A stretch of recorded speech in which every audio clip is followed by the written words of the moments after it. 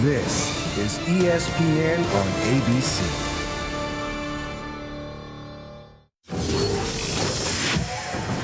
You're watching Capital One Bowl Mania. Welcome to the Cheez-It Citrus Bowl as part of Capital One Bowl Mania. Two teams that had a lot to be proud of this past season. Both division winners in their respective conferences. Purdue taking on LSU here in Orlando.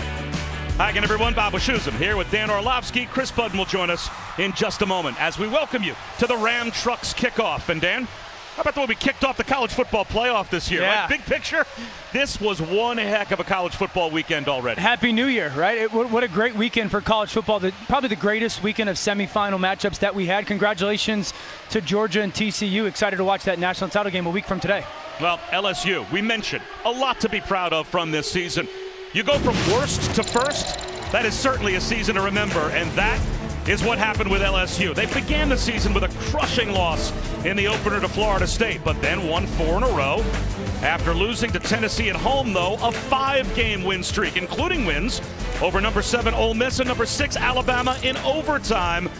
They lost their last 2, but they did get to the SEC championship game. Yeah. And when you go from a coaching change and a last place division finish last season to winning your division this year, getting a shot at Georgia in the SEC title game, that's a big step forward for Brian Kelly in year one. It's kind of Brian Kelly's MO, right? Go to a place, rebuild it, and then build a great foundation for the future. I thought he did a great job with his quarterback, Jaden Daniels, as well. And there's a lot of hope and future at LSU because he's one of 2 quarterbacks in college football this year that threw for over 2,000 yards at the FBS level and ran for over 800. Now, there was some up and down along the way, but because they're LSU and the perimeter players that they have, young players like Malik Neighbors and Brian Thomas, you can make the case that with the 5 offensive linemen scheduled to come back right now for LSU next year, this could be one of the best and most trusted offenses in the SEC next season. And Brian Kelly certainly seems like the right hire for this program as he leads his Bayou Bengals onto the field here at Camping World Stadium.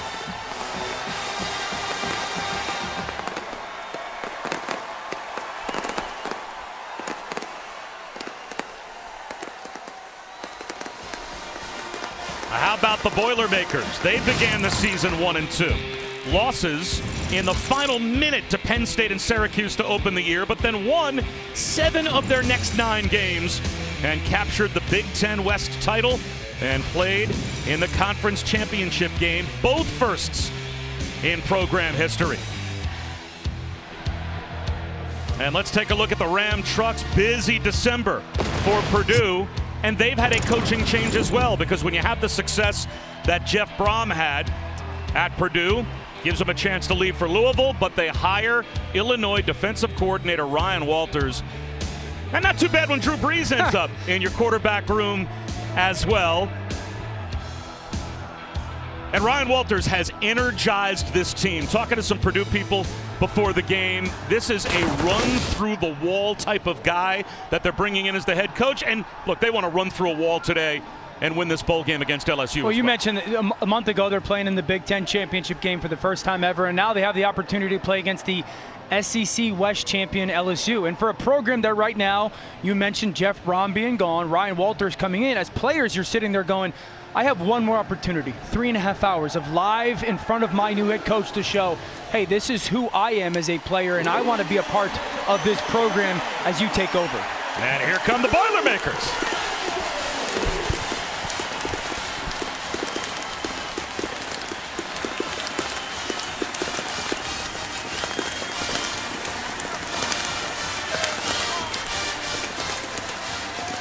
And Chris Budd, great opportunity for the Boilers today and a great opportunity for a quarterback as well. Yeah, absolutely. Quarterback Aiden O'Connell will not play in this game. He's opted out for the NFL draft, but what an opportunity it allows for Austin Burton, a 6-year senior, making only his 3rd start of his entire career. He's from a long lineage of college football players. His grandfather in the College Football Hall of Fame. His dad was a running back at Northwestern. He told me this week, allowing an entire month to prep for this game has allowed him to focus on his leadership, how to be here for these guys in this big game. The other thing, he's gotten to learn from one of the best to ever do it, interim quarterbacks coach Drew Brees. What an opportunity for Burton today.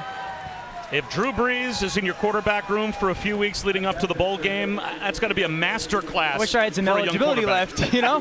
What a great experience, not only for those quarterbacks, but all the Purdue players. And I think there's like a very unique human element situation here for Purdue because their head coach, Jeff Brom, gone, but the little brother of him, Brian Brom, is their interim head coach, and then their defensive coordinator, Mark Hagan, is here as well. Both of those guys decided to stay at Purdue for this bowl game, and it's really going to be the second time each of them respectively has had the opportunity to be kind of that signal caller, the play caller, Brian and Mark Hagan, with a great opportunity for their own individual self before they also head down to Louisville. Not only did we hear from Drew Brees earlier today on game day, we had him wired for sound during the warm-ups, and you will hear Drew Brees, some of that audio, when we come back as we are just about set to kick it off here in Orlando.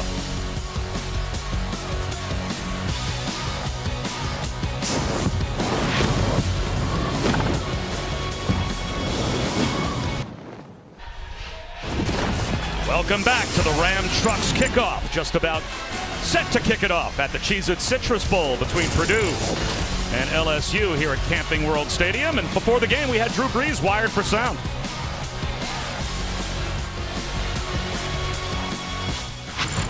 Man, it's great seeing you, man. Dude, great seeing you too, man. Hey, love you, brother. Yeah, you too. You Yes, too. sir. Congrats on a great season too. Thank you, man. Appreciate it. All right. In 4 hours, I'm going to be focused on my son's spring 7-on-7 league. That's right. That's right. He's stealing some ball plays from LSU. I got some Purdue playbook, and just kind of mold my own little offense for the 8th grade Santa Fe Christian Eagles. Coach Kelly, how you doing? How are you, Good man? to see you. Would you think Drew Brees would have to steal plays from other offenses to get set for 7-on-7? I think he probably has enough in his own holster. Imitation is the flattest form. So if he wants to steal some stuff from other coaches, it's a sign of respect. Well, Purdue won the toss and deferred their option to the second half. So they'll start the third quarter with the football, but that means Ryan Kelly's Bayou Bengals will have it first here at the Cheez-It Citrus Bowl.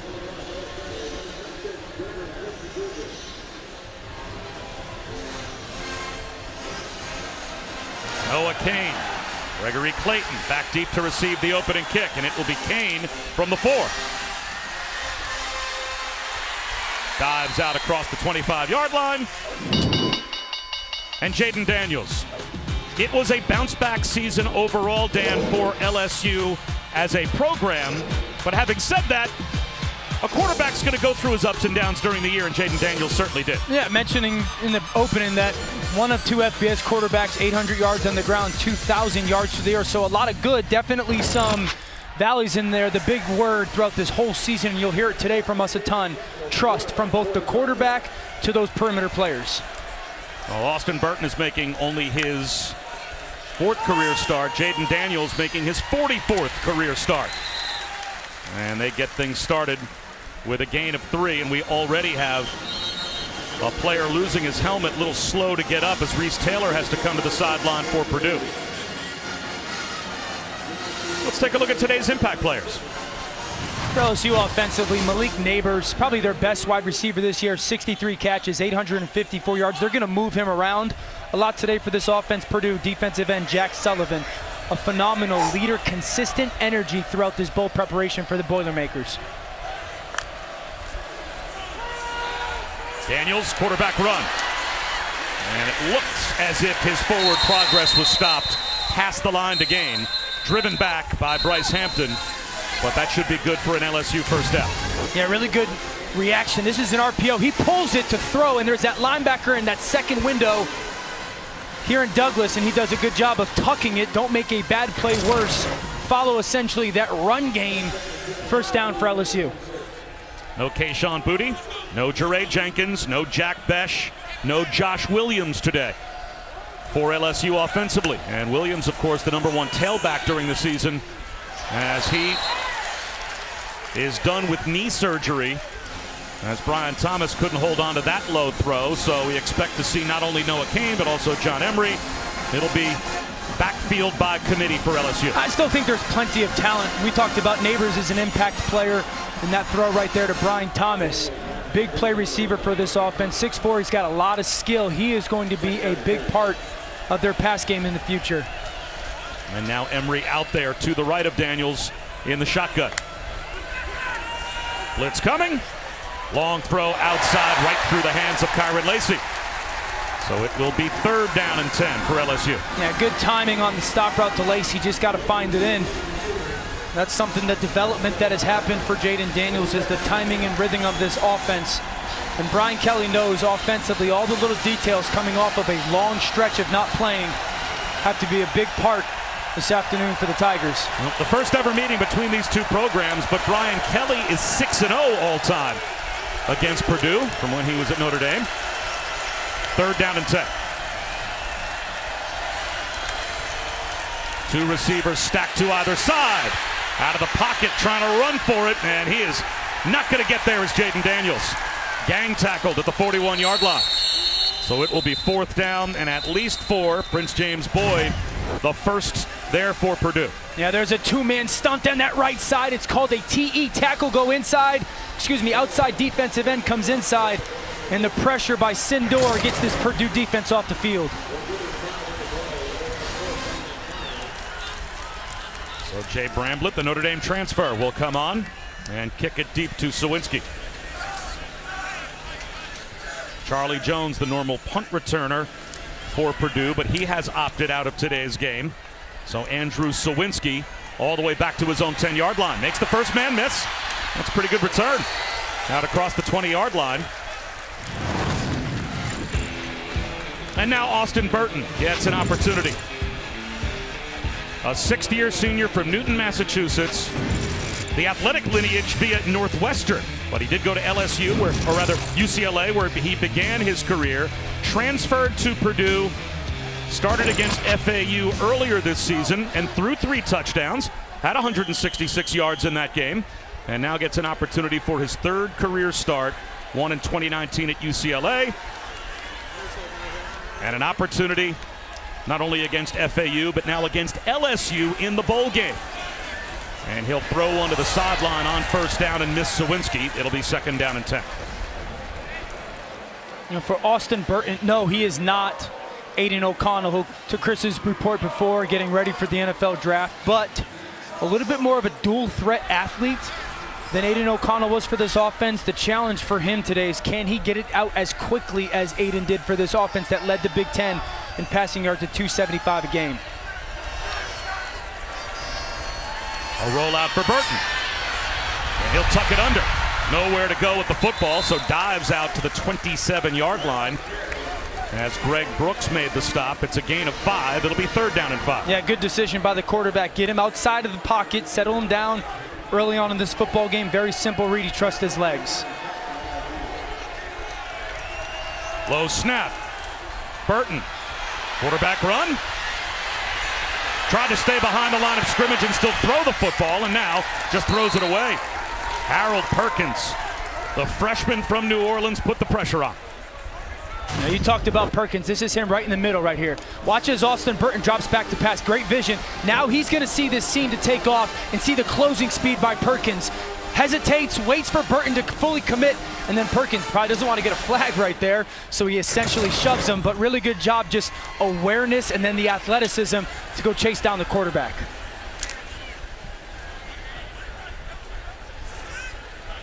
Gregory Clayton is back deep to receive the punt for LSU. And that's a line drive kick. That'll be returnable. Clayton from the 27. Flag thrown behind the play. That's pretty good coverage for Purdue on a very low kick of 46 yards. We'll have to check the marker.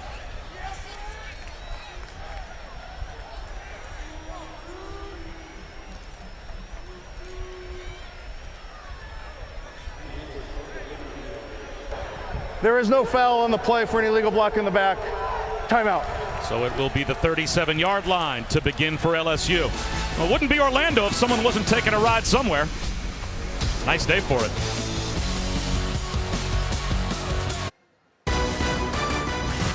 The 2023 Cheez-It Citrus Bowl on ABC is presented by Cheez-It, official sponsor of the College Football Playoff, and in part by Capital One. What's in your wallet? Part of bowl week for both teams. Trip to Topgolf. Oh, that was a shank. There was a couple of good moves at it in there, but that last one, that was long and wrong. Just turn back, turn through. Come on. Back to the offense. LSU. Here's a seam shot on time. Jaden Daniels to the freshman tight end, Mason Taylor. Great seam shot. Really good job. Vision here by Jaden Daniels. Peek. See the linebacker's not getting enough depth and drift. Or drilled that ball to Mason Taylor. I love the bend by the young tight end, the true freshman, and then the throw to somewhat protect him by Daniels. And we have another injury to this Purdue defense. Branson Dean being walked off as it looks like he's holding his left hand. And Chris Budden, that's not the only injury this Purdue defense has already had to absorb. Yeah, we already saw Reese Taylor, cornerback, come off the field after his helmet popped off. He is still in the injury tent. They have taken away his helmet, but a position that's already thin for Purdue with Corey Trice opting out of this game. Now their top corner opts out. Now their other starting corner in the injury tent, Noah Kane. A yard and a half on first down. Jalen Graham, an academic suspension, the starting middle linebacker. So there are important players, Dan, for both teams missing today. No doubt. You talk about Jalen Graham, so then Bryce Hampton is going to step in as that nickel back on that tackle there for the Purdue defense. Comes that pressure off the edge. Kane tried to run in behind it and didn't get much, a yard. So after giving up a chunk play to Mason Taylor into plus territory, back-to-back tackles near the line of scrimmage for Purdue forces 3rd down and 7. Lawrence Johnson with that last stop.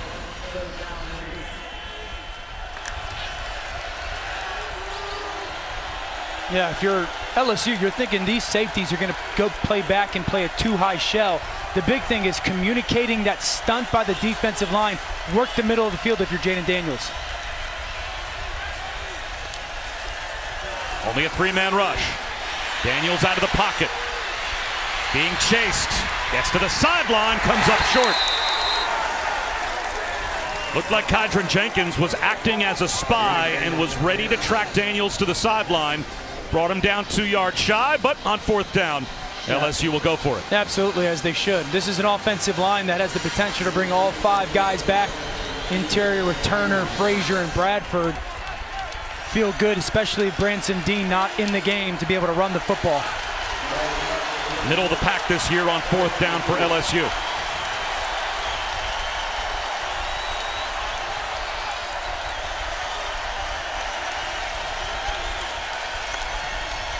Daniels to try and throw for it on the slant. It's good for the first down. Malik Neighbors broke a tackle and got inside the 25 before he was brought down. Picks up 12. Watch Neighbors, little short post, get inside. I love the ball placement again by Daniels, that he can use his belly to make that catch. A keeper for Daniels. Flag down on the far side of the field.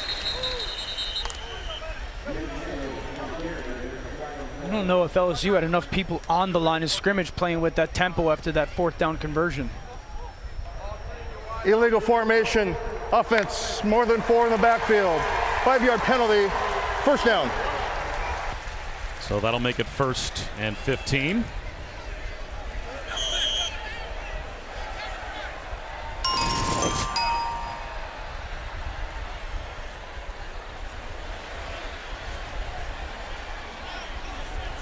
TCU matched the physicality of Michigan in a way I don't think anyone expected. Can they match the physicality of Georgia? Twice in 1 week. Oh boy, how interesting a matchup is that for the national championship. 4-man rush, seam route, Neighbors makes the catch. Boy, he has been red hot into the red zone. The last 3 games coming into this bowl game, Neighbors ended the season with 19 catches, 326 yards. Yeah, great job by Jaden Daniels, though. Sees the linebacker trigger. Neighbors has a great job or great feel. Linebacker leaves, let me give my eyes back to the quarterback and replace it with a skinny slant. He had a huge SEC championship game and a touchdown against Georgia as well. John Emery up the middle, first down to the 10-yard line. Flag on the far side of the field again, thrown at the line of scrimmage.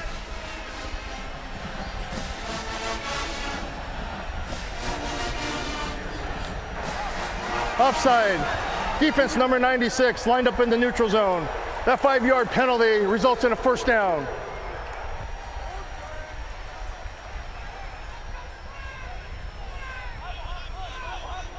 So it should be 1st and goal as the nose of the football is at the 10-yard line.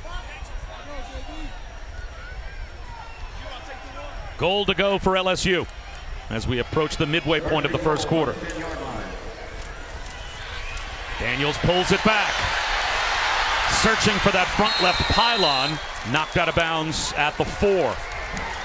It'll be 2nd down and goal. Really nice job by Purdue defensively, just really forcing Daniels to continue to run to that sideline. Watch how everybody almost strings this out. You know, force the quarterback sideline to sideline. You got friends coming, and then a really nice job by Grigsby on the perimeter, who's filling in for Reese Taylor, making that tackle, shoving him out of bounds.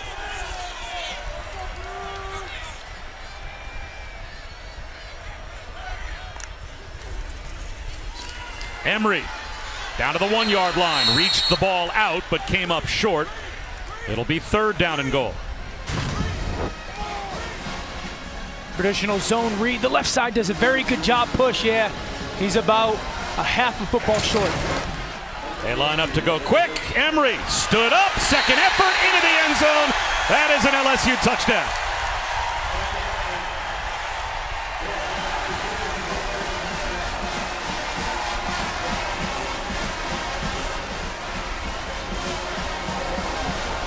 Sixth rushing touchdown of the season for John Emery. And his 8th in all. And LSU strikes first.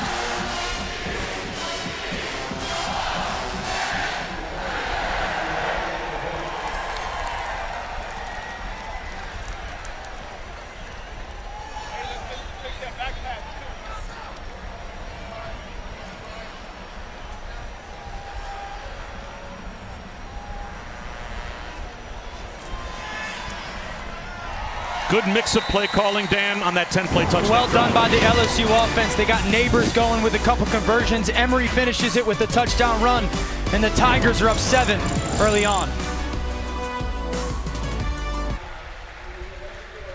Well, down the road in Tampa at the ReliaQuest Bowl, hearts heavy, of course, as Mississippi State head coach Mike Leach. The tragic passing of one of the great men of college football. And Dan, everyone that has been around college football and ever crossed paths with Mike Leach, everyone has a smile on their face when they think back of one of the great characters of the sport. And boy, his players loved him too. You know, Bob, one of the, I guess, the things that has come out of this, you could see LSU with the helmets. The eye actually looks to be like a cowbell from Mississippi State.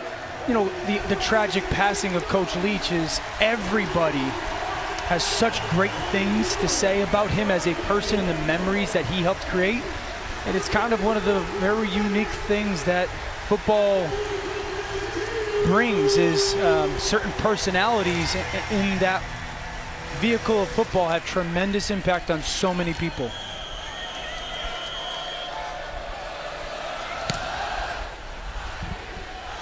It'll be a touchback for the kick. We all have our favorite memories of Coach Leach. This was mine from a broadcast I was a part of a few years ago. It's a little mustache. Oh, yeah, there we go. I don't know. I don't even think he had a mustache when I recruited him. I don't recall. And then he's got more than a mustache, too, and I don't know why everybody only notices his. A lot of these kids have mustaches. Anyway. And now you do, too. You're rocking it. No, I do, too. All right. Allison Williams interviewing Mike Leach after that game when Gardner Minshew was rocking the mustache back at Wazoo, and that became something that was all over all the kids in the student section. We got one from Mike Leach, and Gardner Minshew very happy to put it on the head coach afterwards as Devin Mockabee picks up about 7 on first down. And the Pirate at Texas Tech, Washington State, and Mississippi State, 158 and 107 in 21 seasons as an FBS head coach, and part of the creation of the air raid as flags fly for an illegal shift on this play. False start. Offense number 74. 5-yard penalty Second down. And Dan, all of football used to kind of look down their nose a bit at Mike Leach and that offense. And now watch the NFL. His DNA is everywhere in the NFL. Yeah, you could make the case that the SEC did as well. Wasn't his first SEC win, or certainly one of them, when they went and hung like 50 on LSU? So it was in Death Valley, I believe, in his first season, where it was that shocking experience of, wow, this system has the chance under Mike Leach in the SEC. Marshawn Rice, about a yard shy of the first down. Yeah, but the pass game impact that Coach Leach had was for a long time relegated to college football, and it has absolutely weaved its way into the NFL. 3rd down and 1.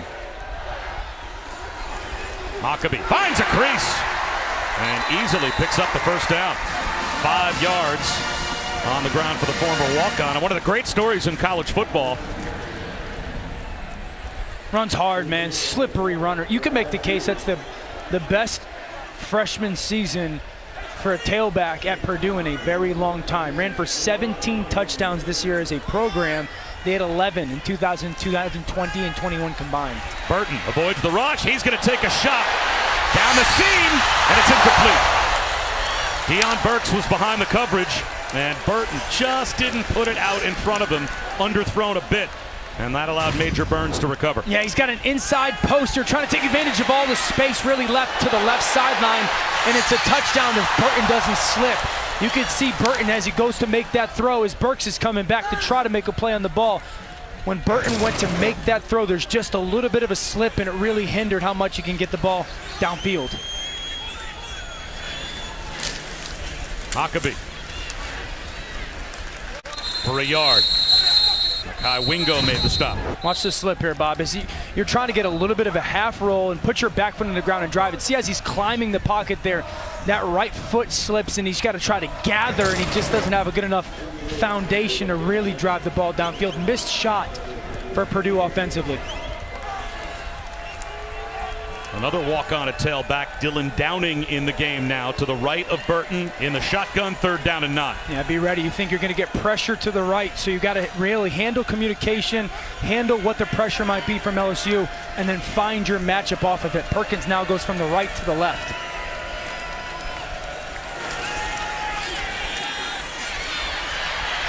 Another deep shot, and this one well overthrown. That had too much on it for Drew Bibber. And so Purdue will have to punt. Yeah, Bobby, good job by Purdue offensively, both pre-snap, understanding the pressure was going to come. LSU changes it. They pick it up, but really the secondary, the back end for LSU, not allowing anybody to create separation. Nowhere really fit that ball in for Burton. So Clayton drops back again.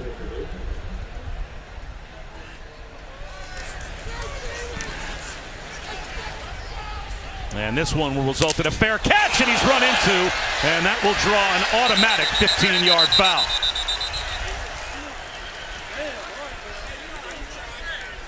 Deion Burks plowed into Gregory Clayton after the fair catch was called for. So this will give LSU pretty good field position. Kicking team number 4, 15-yard penalty, 1st down, timeout. Not sure you're going to get a more clear-cut example of kick-catch interference than that.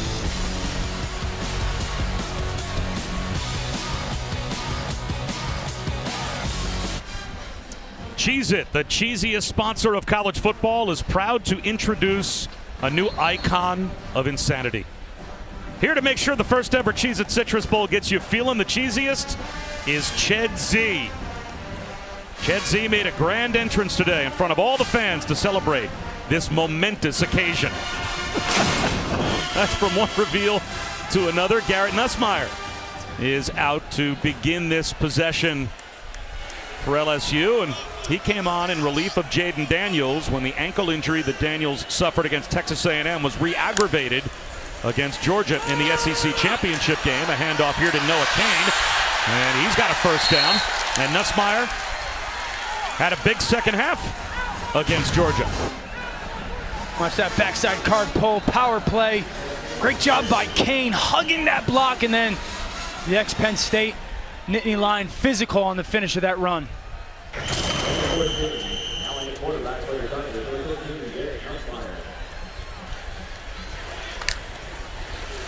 Nussmeier to throw for the first time. He's going to take a shot down the sideline for Neighbors. Incomplete. That looked like a good throw from Garrett Nussmeier, and Neighbors couldn't haul it in. He was behind Jamari Brown. A little bit of a double move. I love the eyes from Nussmeier to hold that free safety. Now watch Neighbors, stop your feet. You get the corner to hesitate, and then the ball downfield. A little bit drifted inside, but Neighbors a good enough player to go make that catch. That's just a drop. Really want to see his eyes follow that football. Could have been a big play for this LSU offense. Follow that ball with your eyes, and that's a big catch. Swing pass to Kane. And he's bottled up. Dropped after a gain of 2. So 3rd down and 8 at midfield for LSU. Now where's Malik Neighbors? That's really been the conversation on 3rd down so far for this LSU offense. Is trying to find ways to get him in those matchups to work inside that slot. He's to the left of Nussmeier. 4-man rush. Nussmeier, rifle shot to the sideline. Neighbors, did he get a foot down? He did, and control for the first down. Yeah, switch release. You're going to get the outside receiver to come in, and then Neighbors is going to be the guy that follows it. See, now you're going to get that defender stuck inside. Nussmeier with a little shuffle and then throw it over the top. Really good job taking the slot receiver and making him that outside receiver on the switch release.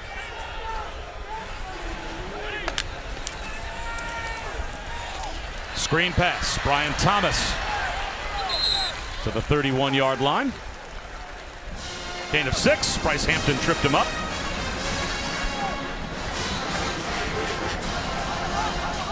Well, Malik Neighbors was a part of this LSU offense through the first 10 games, certainly, but the last 3, he became the primary go-to weapon, and that touchdown against Georgia in the SEC title game. Here comes that pressure off that edge. Again, a 4-man rush. Again up the seam. Reaching up was Mason Taylor, but that one sailed a bit too high. Well, Nussmeier can throw it. There's no doubt about that. He can spin it. It might be sometimes he needs to take a little bit off of it. Yeah, sometimes you just want a little bit of love. I call it love or touch on that ball. Where that safety's hanging back in the middle of the field, Bob, sometimes it's okay to just stop a guy. You know, if you want to firm that ball, just put it on his shoulder, stop him, and he's sitting to that boring zone void.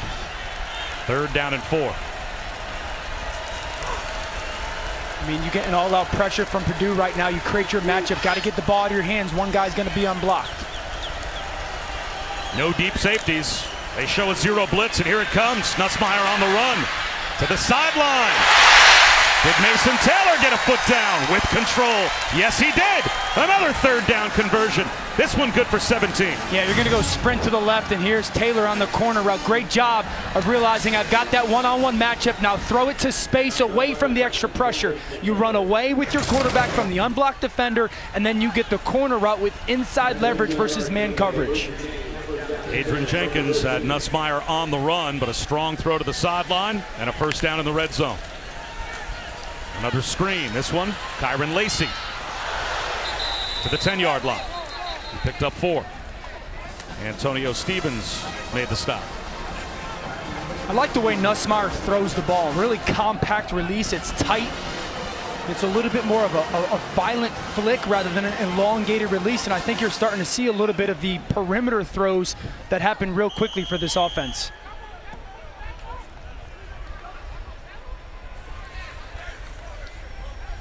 Inside of the final 90 seconds of the opening quarter, and LSU looking to add to the 7-0 lead. Their last drive, engineered by Jaden Daniels, a 10-play touchdown drive, and now Garrett Nussmeier has them inside the 10-yard line.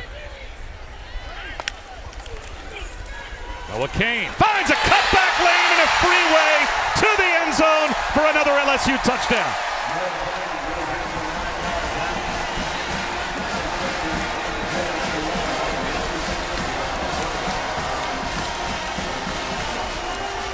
Great double team off the left side. Campbell and Frazier are just going to completely collapse this side of the offensive line. And what you're going to do is put this defensive end in the bind. He hesitates. Kane, again, the great hug on those blocks.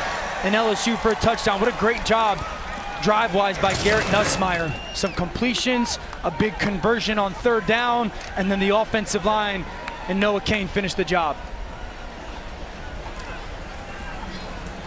A 10-play touchdown drive the first time. This one an 8-play touchdown drive for LSU. And they've got a 14-0 lead. Well, week 17, tonight's Monday Night Football matchup. A huge AFC clash between Josh Allen and the 12-3 Bills taking on Joe Burrow and the 11-4 Bengals. The Jungle will be rocking at Cincinnati tonight, 8:15 Eastern, 5:15 Pacific on ESPN, ABC, ESPN2, ESPN Deportes, ESPN Plus.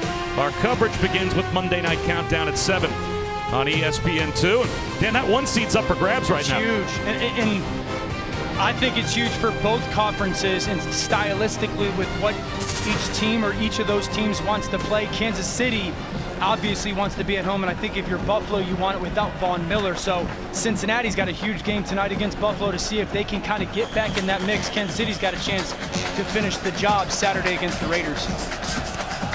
Nathan Dibert, another touchback through the back of the end zone. Our first chance to check in with Kevin Nagandi.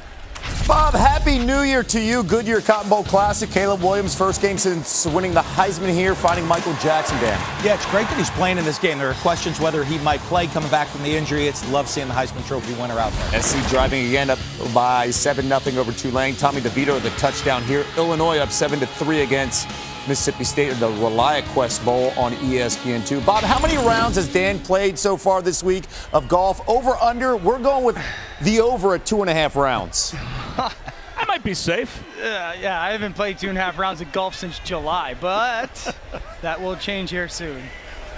And we all question your work ethic. You're not on the air enough. Downing dragged down behind the line and lost the football. Was he down? The officials say no.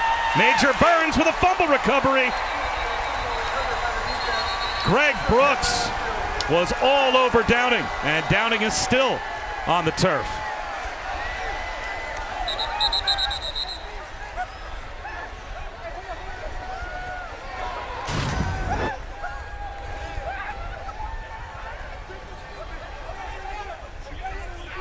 I think that knee might be down. Kind of lands a little bit on Brooks's body. Right there. That right knee, right? Yeah, he's down. Yeah. And it looked like hopefully he just had the wind knocked out of him, as it looked like his midsection landed right on the knees of Greg Brooks, as they will roll over Dylan Downing. And hopefully it's nothing more serious than that. But you'd have to think that replay is going to keep the ball with Purdue. Still a terrific tackle by the Arkansas transfer Greg Brooks. And now a lot of concern from the Purdue sideline. All the players are coming off the sideline to check on Dylan Downing.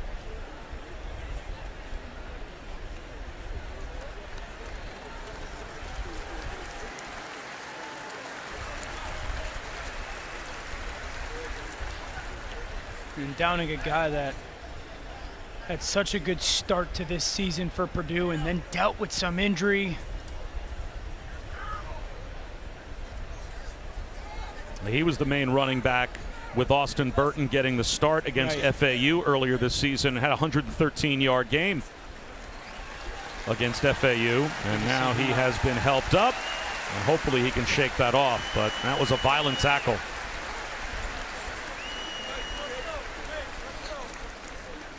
And it's a thin offensive backfield as well for Purdue, as Downing and Devin Mockabee were going to share the ball carrying duties today. And we'll see, maybe Tyrone Tracy will loop in there and support Mockabee, as they are now going to take a look in the replay booth at what was ruled a fumble on the field in a recovery by LSU, but it looked like Downing, knee on the ground with control. Watch this right knee, right as Brooks is right about there. In that moment, that knee's about to hit the ground. Yep.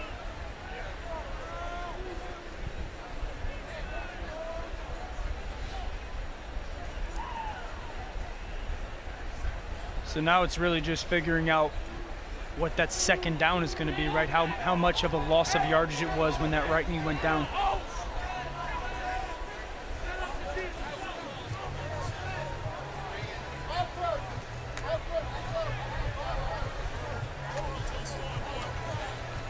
So this will be Purdue football, and you're right, they just have to figure out exactly where to spot it to make sure they've got the clock right and also the down and distance right. Here's the call. After further review, the ball carrier was down with the ball in possession at the 24-yard line. It'll be second down. So it's a loss of 1. It'll be 2nd and 11. Really good communication, though, by LSU defense. Watch the corner here and Brooks, okay? What's going to happen is that motion comes down. They're going to essentially switch roles. Brooks is going to be the pressure guy. The corner's going to fall back. Then he becomes that unblocked defender, and that equals that loss of yardage. Really good job of changing responsibilities defensively off the motion. Sheffield in motion.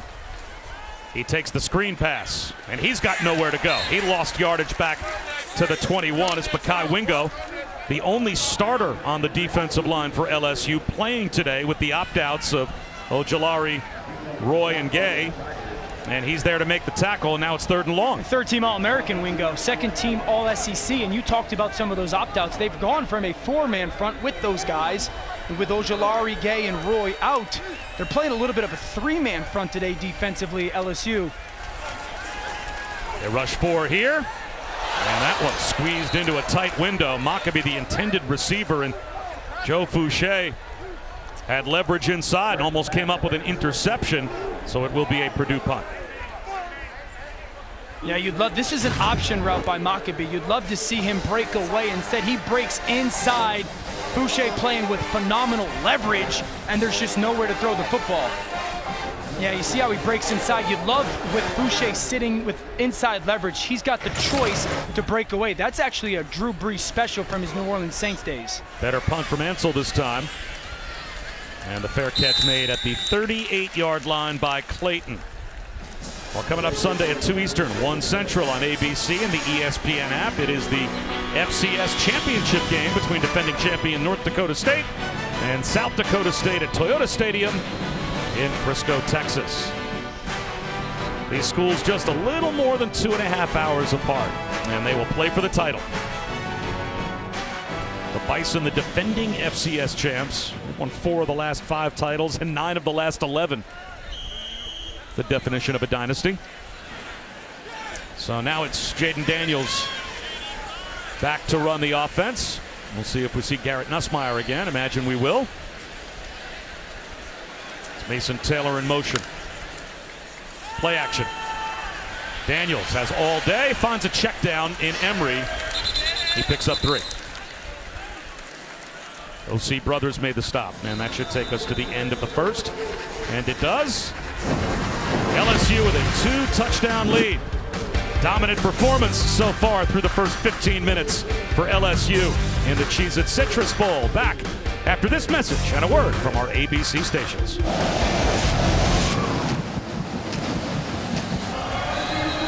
Welcome back to the Cheez-It Citrus Bowl as part of Capital One Bowl Mania. Aerial coverage provided by Goodyear, celebrating the challenge of road games everywhere. Are you ready for the road? Goodyear, more driven.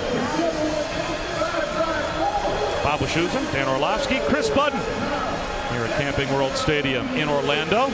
There is a reason people live here.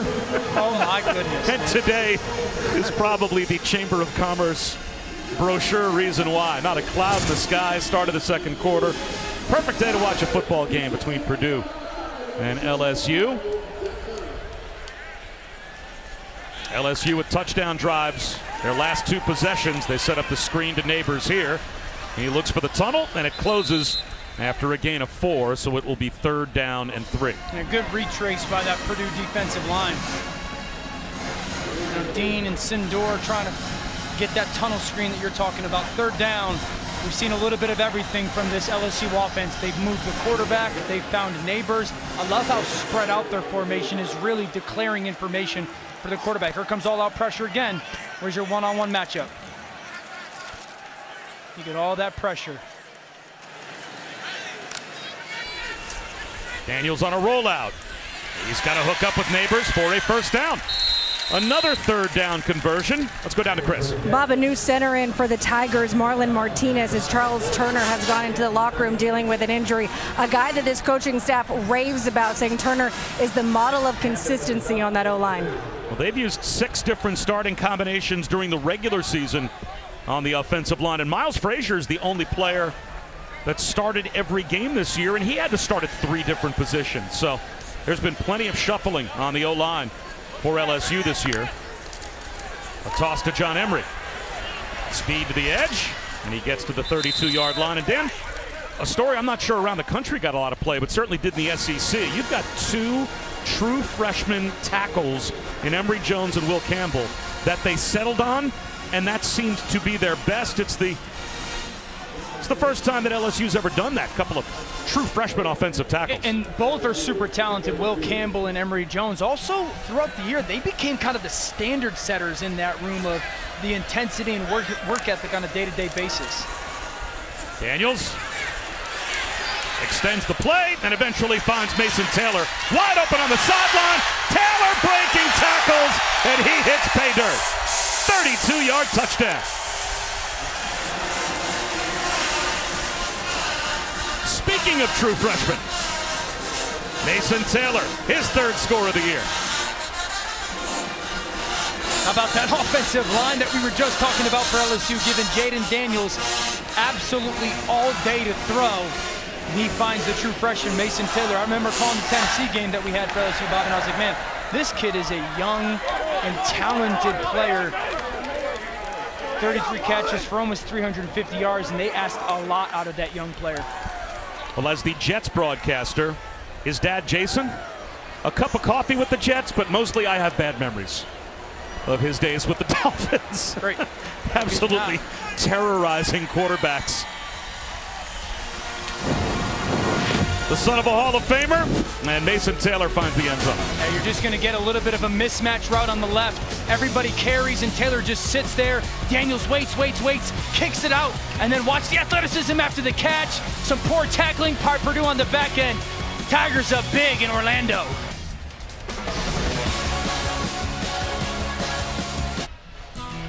Welcome back to the Cheez-It Citrus Bowl, part of Capital One Bowl Mania.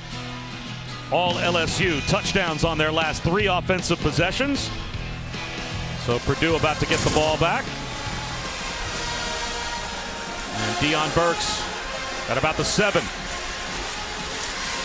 Now to the 26-yard line as we take a look at our defensive spotlight, brought to you by ReliaQuest. We talked about the true freshman talent on the offensive side of the ball for LSU. How about their best defensive player, arguably?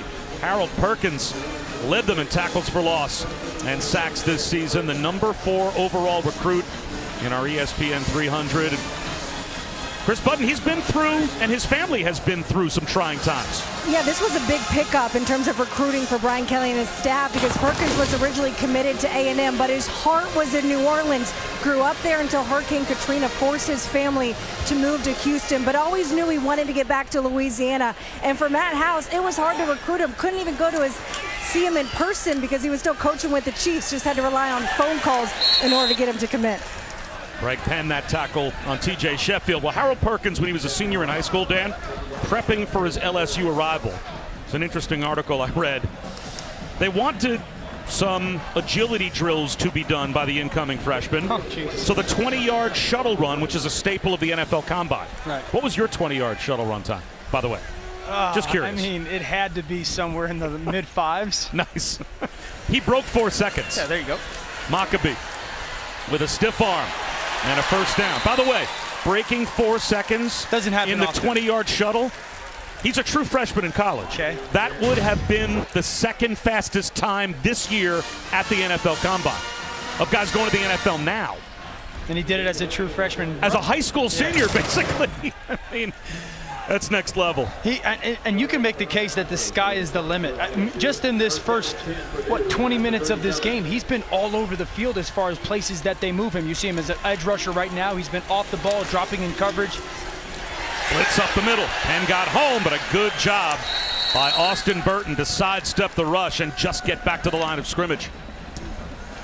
You know, and if you talk to Matt House, the defensive coordinator, he actually thinks that he is going to be an inside linebacker in the long run. And I know Micah Parsons plays for the Dallas Cowboys, but Marcus Spears, an ex-LSU guy, and Ryan Clark, both ex-Tigers, say that Perkins reminds them a lot of the athleticism and then the versatility that Micah Parsons has for the Cowboys defense. TJ Sheffield. He lost a couple of yards. Jacoby and Guillory made the stop. This white hat, Matt House. That's Coach Denbrock, their offensive coordinator on the right, House on the left. This LSU defense started the year really strong, tailed off a little bit on the back end, and just talking to him consistently, they want to dominate the run. In the future, they got to get better in the red zone, and that's why really defensively was such a focus for the recruiting period, because in many ways, DBU, or certainly one of the DBUs, is going to have to rebuild the great majority of their secondary for next season. Sheffield lost his helmet off the field on 3rd down, and now it is about to be 3rd down and 19.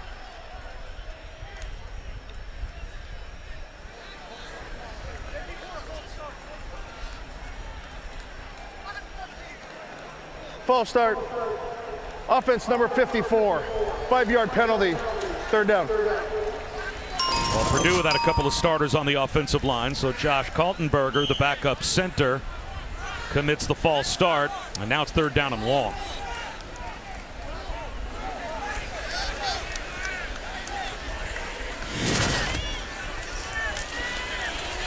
Screen to Mockabee.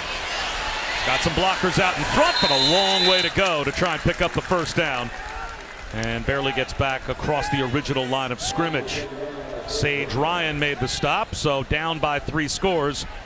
Purdue will kick it away again. Yeah, Bobby, I'd like to see Purdue do a little bit of that type of play call on 1st down. They've been in so many 3rd and longs this afternoon with some backup offensive linemen versus a very athletic LSU defense. For Brian Brahma, I'd like to see a little bit more screen early on to try to take advantage of an aggressive defense and get yourself into better 3rd downs.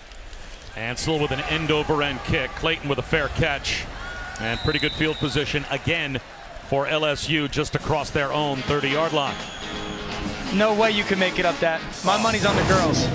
The only way I'm making it up that is if that bungee cord pulled me up.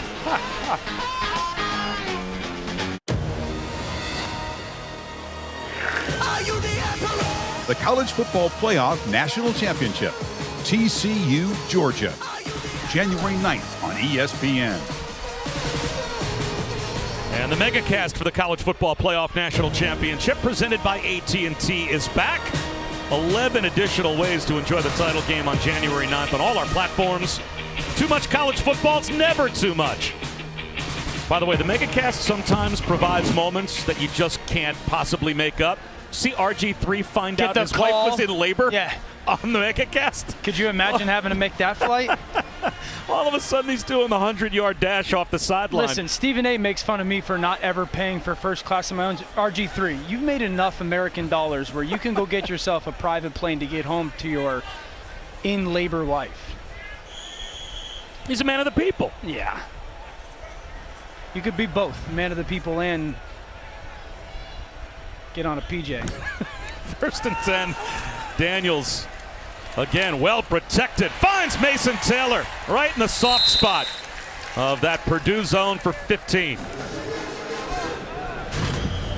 Just watch Daniels' eyes hang. He sees the linebacker take the shallow. Listen to your feet. See that last second eye? Tilts the eyes from the left to the middle of the field and finds Mason Taylor. The offensive line right now for LSU doing a great job of protecting their quarterback, and he's doing a very nice job of seeing the defense react. And we've got an injury timeout with LSU on top by 3 scores.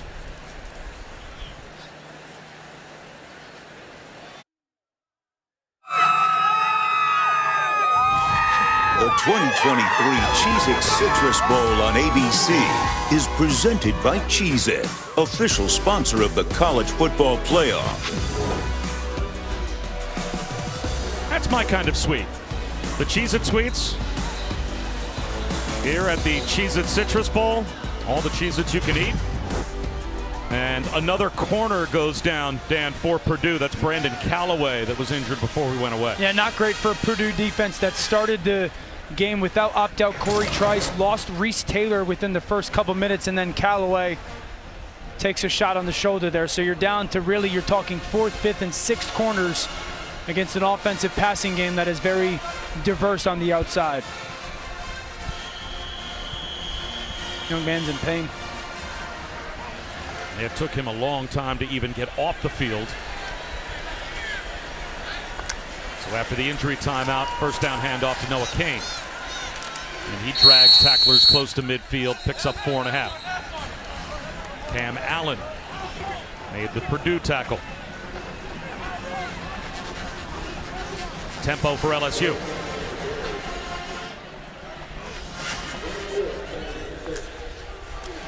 Three-man rush. Daniels, well protected, and an accurate throw to Neighbors. He thought he may have not gone down, but the officials say down about a yard shy of the first down.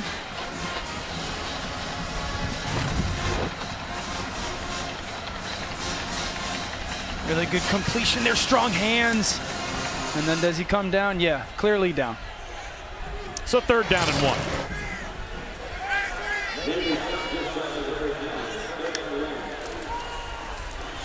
On a keeper, it's Daniels. Terrific fake into the secondary.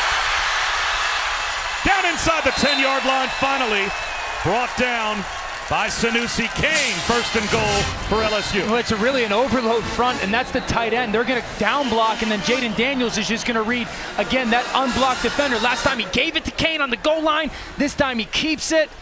And then the athleticism to break some tackles and make some people miss. That overload front, you took the backside tackle, brought him to the right of the formation. You take your tight end, Mashburn, put him at an offensive tackle spot. And then that traditional zone read for Jaden Daniels. One time give, one time keep. And another Purdue injury. Backup linebacker Samisi Bakasieki is being walked off the field. So it's been a war of attrition here in the first half for this Purdue defense. And it's 1st and goal. Kane into the end zone again. His 2nd rushing touchdown.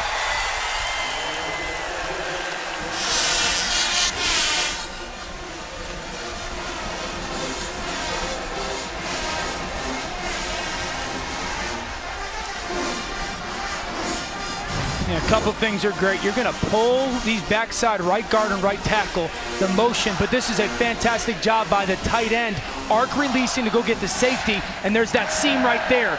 Again, the vision, the hugging of the blocks by Noah Kane. You pull the backside guard and tackle. They're really those kick-out guys, and then Mashburn, that tight end, leads up on the safety, and there's that great tunnel, that great funnel for Noah Kane to follow.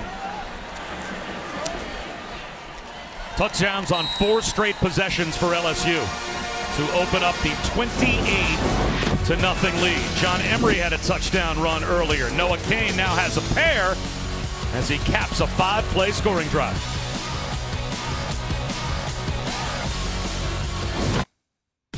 TikTok halftime report just minutes away. Dan Mullen, Kevin Nagandi here in studio. A week from today, the national championship. We'll hear from the coaches at Georgia and TCU, plus a Rose Bowl preview. Right now, 28-0 LSU in complete control. Just complete domination in every single aspect of the game. They're doing whatever they want on the offensive side of the ball. Defense shutting down that Purdue offense. Plenty of highlights from afternoon games. Right now, a really good one between USC and Tulane. Back to you guys. All right, Kevin, thanks very much. A dominant performance by LSU so far here in the first half, as they have scored touchdowns on their last 4 possessions. And Tylen Tracy stood up just shy of the 20-yard line on the kickoff return. Well, first season with Brian Kelly at the helm, they checked some boxes.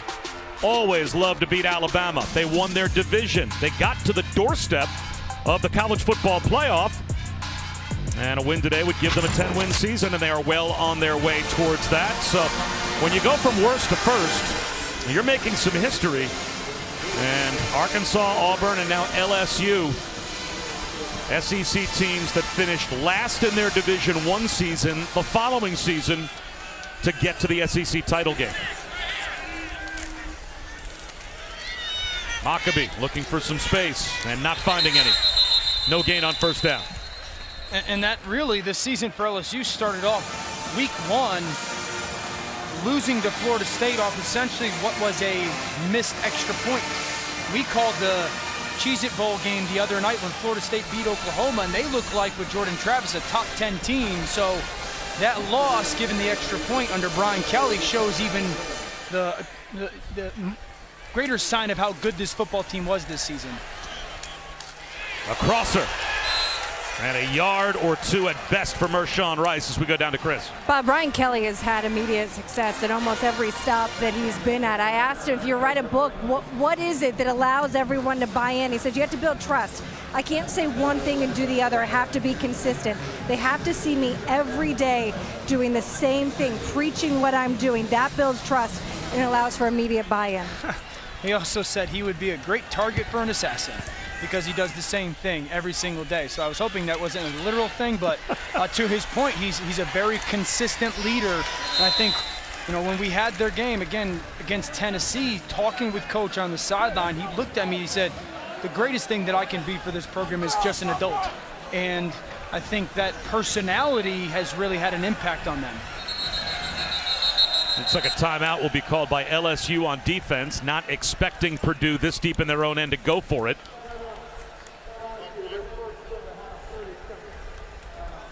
But Purdue lined up on 4th and 1.5. Did line up to go for it. Coming up later on this afternoon, the granddaddy of them all. It is the Rose Bowl game presented by Prudential. Penn State and Utah square off at 5 Eastern, 2 Pacific on ESPN. Wow.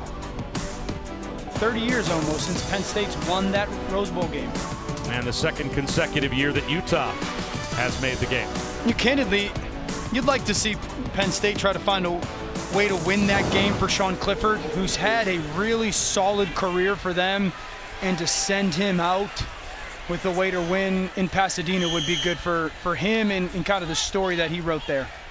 And we documented this when we had Penn State earlier this season. There's probably no program in college football where you would have more of a favorable perception of them than Penn State when the playoff goes from 4 to 12 as Purdue will fake the punt. And they lined up to go for it, brought the punt group out after the timeout, went for it anyway, and they've got a first down. Why not? Down 28-0. I think they snapped this to Jack Sullivan. Is that 99 Jack Sullivan there? Just kind of a middle wedge.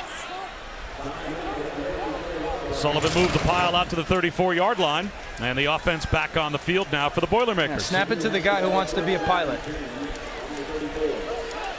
You can see Brian Brown wanting to play with some tempo now, just urgency as an offense. Play action. Burton to the sideline, incomplete over the head of Sheffield. And Burton paid the price as he was hit hard by Guillory as he released it. Now, I've seen this a couple times today. So you're going to get a deep cross coming this way, okay? And as that deep cross comes and he goes this way and that safety drives, that's when you want to launch that big post. Burton put that ball down the field 40 to 50 yards in between those hashes, and you got a chance to make a big play. Relatively simple read. I think Brian Brown wants some aggression out of his quarterback. Long throw. That one on target to TJ Sheffield. And it'll be 3rd down and 2 as Major Burns wrote him out. Let's check in with Chris. Well, Bob, and Purdue's going to make a comeback. They're going to do it without Dylan Downing, who just came out of the locker room, had his pads undone, his gloves off, no helmet, clearly done for the day. So it's Devin Maccabee as the primary tailback, and they did say they might bring Tyrone Tracy in if necessary as kind of that Swiss Army knife, a wide receiver, but can line up in the backfield. Here comes a blitz. Burton out of the pocket. Spins forward. His helmet pops off, and a flag is thrown as well. Another flag is thrown late.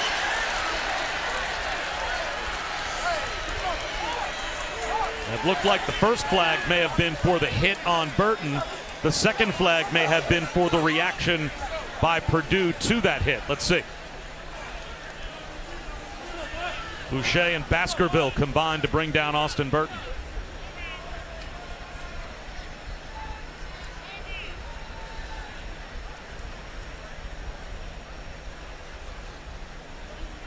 Good tough run by Burton. Personal foul, targeting, defense number 13. The previous play is under further review. So both flags were thrown, apparently for Fouché, as they will review whether or not this is indeed targeting.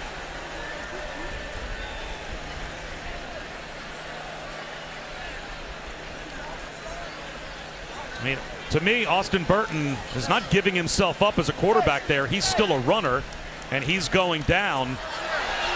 It's unfortunate that Fouché got him in the head, but he hit him with his arms, and the helmet popped off. Dan, to me, that's not targeting. I completely agree. And this is different, right? Correct me if I'm wrong, Bobby, but with a shot to the head or neck area, since it is with the arm and he's going down. Well, it's forcible contact to the head or neck area of a defenseless player. And the fact that he is, as a runner he's here, a runner. That's the big difference here, right? Correct. He's not defenseless. I just don't think that's targeting. I think they're going to After change further this. review, there is no foul for targeting. It'll be first down and 10. And so Fouché stays in the game because Burton spinning there, not giving himself up. If he's a quarterback and he goes into that slide, now by definition you are defenseless. That's automatic but targeting. The fact that he is spinning means he's not defenseless. He was still a runner. Gotcha. Good call by the officiating crew. So Fouché stays in the game. Still a first down scramble, though, for Austin Burton. Again, a tough run by Burton, just trying to find a way to move the chains for this offense.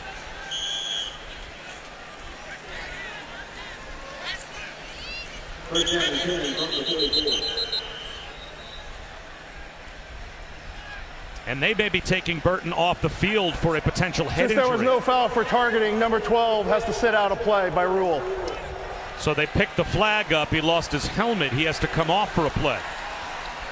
And that was recognized late by the officials. So Michael Alaimo will come in to run at least one play as the quarterback, 1st and 10 near midfield. And Alaimo will throw. Rolls out and hoists it to the sideline just to throw it away with Greg Penn all over him.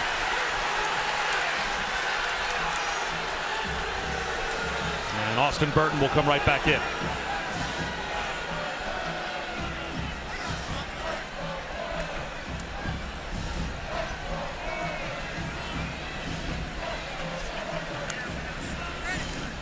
Austin Burton's grandfather, a college football Hall of Fame running back at Northwestern. First ever draft pick of the Boston Patriots back in 1960. His dad played quarterback at Northwestern. His mom was an All-American swimmer at Northwestern. His sister, 3-time Big Ten Defensive Player of the Year in basketball at Northwestern. Devin Mockabee to midfield, and then Austin bucked the trend and went out to UCLA to begin his career. And now at Purdue. And was in a relatively competitive quarterback battle with Aiden O'Connell for the great majority of last year, and Aiden kind of up and down. Guys played at different moments, and then Aiden kind of took the job this year, but even in that competition remained great friends with Aiden O'Connell, who has gone on to get ready for the NFL draft. And Burton with an opportunity today. 3rd down and 5. 4-man rush and a first down. Tyrone Tracy moves the chains to the LSU 41. Yeah, really good job of throwing away from pressure. Pressure comes here, that linebacker is going to leave, and here comes Tracy on that quick little slant. You got to give your eyes to the quarterback. Really good job sitting in that space and that zone pressure. Very good job. Oftentimes quarterbacks, you can make the choice. If you're thrown into pressure, you want to replace. Thrown away from pressure, sit away from dropping defenders. Now it's a shot play down the sideline.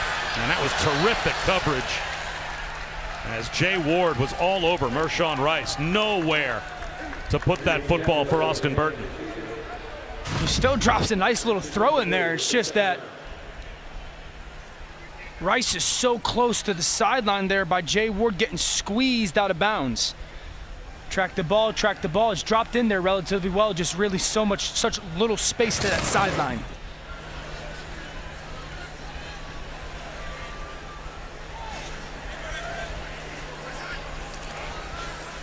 Mockabee The fake perfectly executed.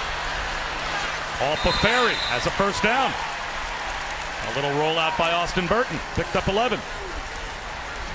Yeah, Paferi starts on the right side. You're going to get pressure off the ledge by Perkins, okay? He's going to come here. Paferi is just going to leak. You're going to get a little bit of a ball fake. So now that Perkins is in that bind, there goes Paferi leaking right behind him, avoid contact. And then there's one of those easy flat completions out for that offense. Anticipating the blitz, Paferi, make sure you don't get hit by Perkins. Easy throw.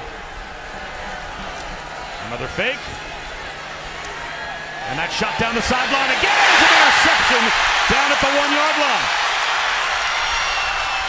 Jarek Bernard Converse picks off Austin Burton, and LSU has it back.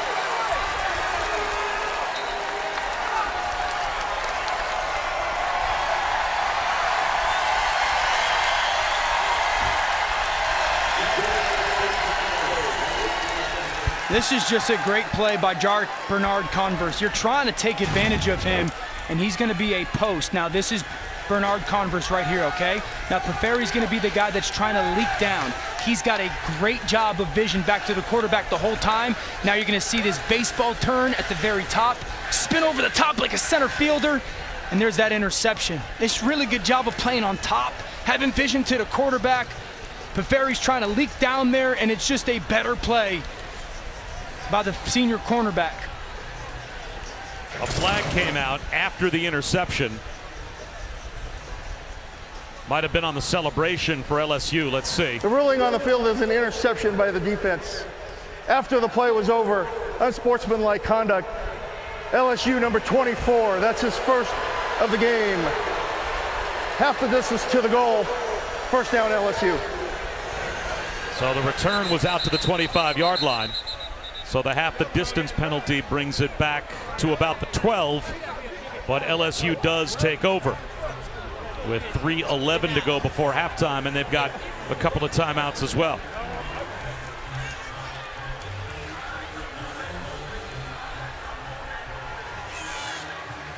So the second interception this season by Jarek Bernard Converse. And even up 28-0 with the football. Brian Kelly not happy that flag dropped out. So the long field out in front of LSU, but they put together 4 consecutive touchdown drives. Nussmeier back in.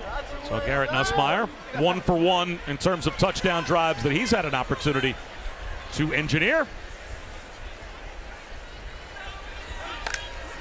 And he'll throw.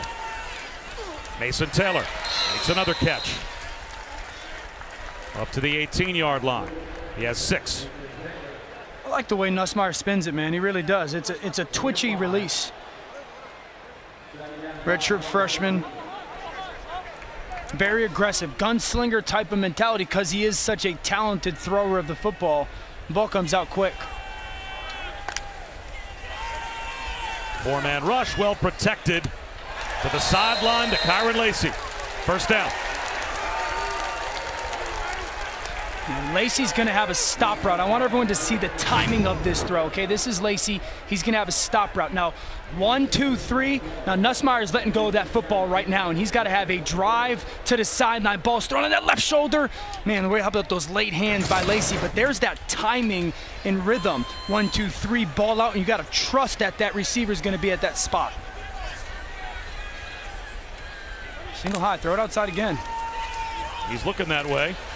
Floats one wide open. It's Neighbors. Makes a man miss, almost, at the 45-yard line. Good shoestring tackle by Bryce Hampton. But it's another 15-yard gain for LSU. Yeah, they're getting pretty generic coverage right now, Bobby. Single high safety, all 3 snaps to start this drive. You saw the out route to Taylor, the stop route to Lacey, and now a little bit of a slot out or corner to Malik Neighbors. Very clear picture for the quarterback right now.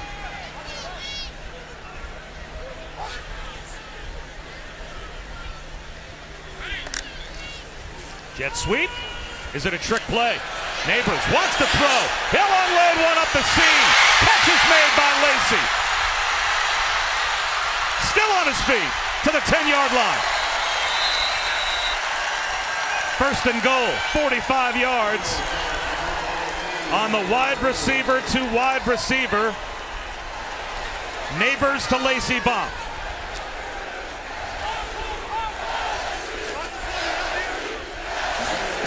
Mike Denbrock, play caller, offensive coordinator for LSU, just dialing it up. Middle of the field's open if you want it. Nussmeier dumps one off. Brian Thomas, an easy cruise-in touchdown.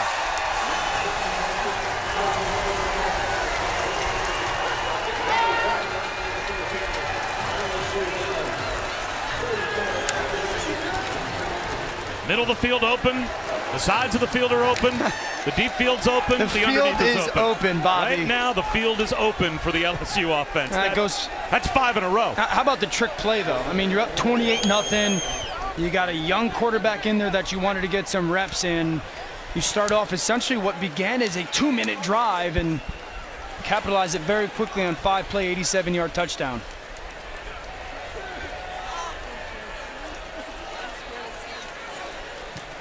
.365 yards of total offense in the first half for LSU. Yeah, so this is going to be that reverse pass. There goes Neighbors. Now these guys, watch, they just come off the ball kind of boring, like they're going to be blockers, okay? And as everybody on LSU defensively is going to now become attackers thinking that it's a reverse, then you slip behind them. Good little throw by Neighbors down there as well. Lacey kind of making a guy miss for this offense, and then you saw Brian Thomas on that shallow cross. Here comes this shallow cross. Now watch these zone defenders underneath for Purdue offensively, defensively. Shallow, shallow, climb, climb, climb. Everybody collapses from the right side, and there's that shallow. That's called a progression. Quarterback go 1 to 2 to 3, and as defenders follow your eyes, see how his eyes start left, climb, climb, climb. They come back to the middle of the field, keep a wide base. Touchdown. Really well done by the LSU offense. And a really impressive drive by Garrett Nussmeier. Me and you are doing that at halftime. At dance. At the media buffet. But an impressive performance and showing right now by LSU. And a touchback for Purdue with 1:07 on the clock. Aerial coverage provided by Goodyear. Road tested and game ready. Are you ready for the road? Goodyear, more driven. You can see LSU averaging nearly 10 yards per play here in the first half. And they have as many total yards on their last possession alone as Purdue has in the first 29 minutes. And both teams have opt-outs. Both teams have important players missing, but what we're seeing is the depth of talent for LSU. They can absorb those opt-outs in a way that Purdue just can't. Burton almost picked. Micah Baskerville jumped in front of Maccabee and knocked it away. Bobby, I think it's also, too, one program and team knows everything about what their future looks like, certainly over the next at least year. Brian Kelly leading LSU, taking on some transfers that he said, I got to fit the right pieces into this program. And then for Purdue, and we've talked about that a little bit in this first half, and we will in the second half, there's a lot of unknown for their program, certainly attached to their players moving forward. Maccabee on the swing pass, picks up a first down.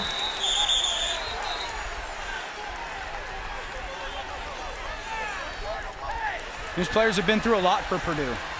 Accomplished a lot over the past couple years, and Brian Brom being a part of that for 6 years, they've really changed kind of the expectations of this program. Abdur-Rahman Yassin for 8 yards as we're down to the final 43 seconds of the opening half. Purdue has all 3 timeouts, trying to get on the board before halftime. 4-man rush, under pressure, and a sack. Nowhere to go for Austin Burton.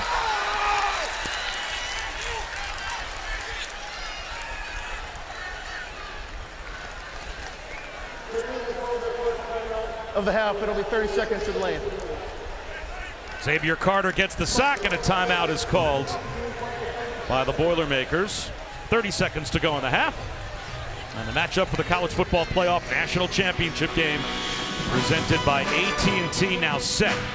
TCU and Georgia next Monday at 7:30 Eastern, 4:30 Pacific on ESPN.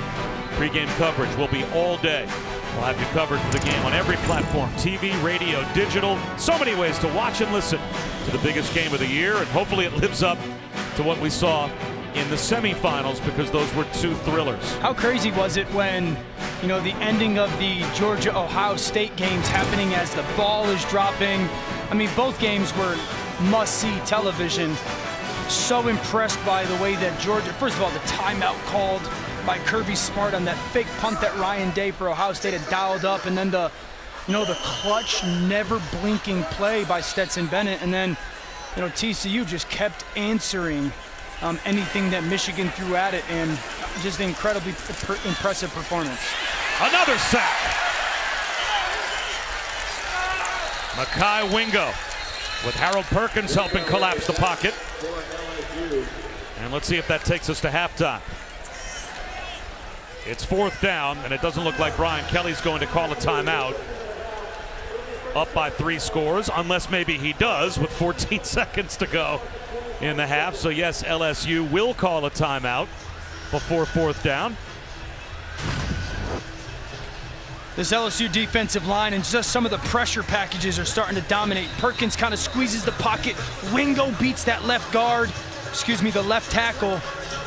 Austin Burton's been under duress for the great majority of this football game. Just the speed, the strength, the size, the athleticism, and some of the versatility that's been displayed by really the front 7 by LSU. Tough for a Purdue offense that's been shorthanded to handle.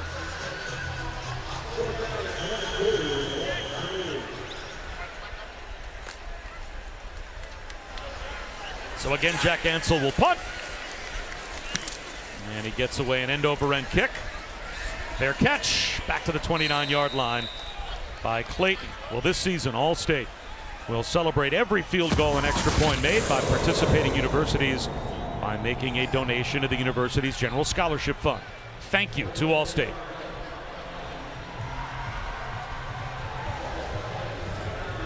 And they added a little bit of time to the clock. So LSU with 1 timeout and 20 seconds from their own 29-yard line. And it'll be Jaden Daniels back at quarterback. I can't imagine that LSU tries to do something here offensively. Why not just, it looks like they're going to take a knee and go into halftime. And that is what Daniels will do, and that will take us to the halftime break. And that's the first time, if you count the kneel down, in 6 straight possessions that LSU didn't score a touchdown. At 5 in a row. And when we come back, Kevin Nagandi and Dan Mullen will have the tick-tock halftime report. Dominant first half for LSU, 35-0. They lead Purdue. Don't go away. A largest halftime lead for LSU while shutting out an FBS opponent since 2004. Bob Wischusen, Dan Orlovsky, and Chris Budden here at Camping World Stadium. It'll be a touchback to start the 3rd quarter for the Boilermakers. And again, this game really is a celebration of the year that both of these teams have had. In spite of the first half that Purdue played, they made great progress as a program, and we're going to talk to their head coach, new head coach Ryan Walters, coming up a little bit later on this quarter, and the impact that Brian Kelly had as well at LSU. I'm excited for that conversation we get to have with Coach Walters, just kind of the vision that he has, why he chose Purdue, what he's maybe something he's like to have seen in the first 30 minutes, and then for Brian Kelly and for LSU, just the really encapsulation of what has been a phenomenal first year for their program with him as the head coach, and what they can look forward to heading into 2023. Devin Mockabee picks up 6 yards on first down. And if Mockabee can have an 80-yard day, he'd be the 7th 1,000-yard rusher in Purdue history. 920 yards as a former walk-on redshirt freshman that was 4th on the depth chart at tailback when he got to Purdue. Burton to throw, swing pass out to the flat, that's incomplete, so it'll be 3rd down and 4. Chris Budden. It's spoke with both coaches. Brian Kelly really proud of the business-like approach that his players have taken in that first half. He said obviously they're having fun, but they're also executing the game plan that we gave them. Both quarterbacks playing well. He said defensively it's the first time they've ever had this 3-3-5 stack, and our guys are flying around proud of how they've handled the atmosphere. For Brian Brom, his message at halftime was, you got 2 quarters left for this remaining season. Go out there, fight, be proud of what you put on that field. An option toss to Maccabee, and he is just shy of the line to gain, about a yard short. Greg Brooks with the stop. It'll be 4th down and 1. And it looks like Purdue will line up to go for it. So impressed by the overall speed from LSU defensively so far this afternoon. LSU trying to substitute, and they may get caught with too many men on the field. Maccabee drives forward, not sure he picked up the first down, but flags in the secondary, as because Purdue didn't substitute, they didn't have to wait for LSU to counter, and 12 men on the field. Illegal substitution, defense number 17, 5-yard penalty, first down.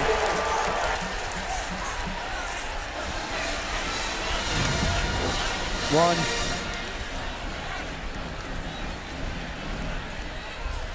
Carter's that last piece that couldn't get up. You're going to see 17 running to the sideline to try to get off. Really good job by Purdue using that tempo, catching that defense off guard. 12 men on the field. So a 4th down conversion by penalty. Burton off play action. Middle screen for Maccabee, and threw it over his head. And took a shot from Guillory once again. It looked like they had it blocked up. If Burton could have hit Maccabee. Yeah, this is a phenomenal job offensively. Look at, you got these blockers that are going to be out in front for your offense. I mean, 1, 2, 3, if you get that completion out to Maccabee. I talked about a little bit in that first half, Bobby, calling some early down screens.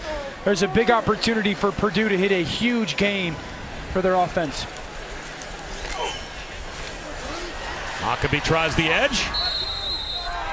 And gets driven out of bounds by Fouché. Picked up 5. You know, Brian Brom, to Chris's report, said you got 2 quarters left to kind of finish off this season. I can promise you 45, Maccabee will not be one of those guys that you have to question how hard he's going to play. That guy runs incredibly hard, slippery. He's going to find a hole or create one. You know, he's going to be a very much so building block for new head coach Ryan Walters for the future of this program. 4 100-yard games this season for Devin Maccabee. Burton on the move again. Good job to just get it away in time as he found Sheffield. Micah Baskerville all over Austin Burton. Only a gain of 2, but it could have been a big loss.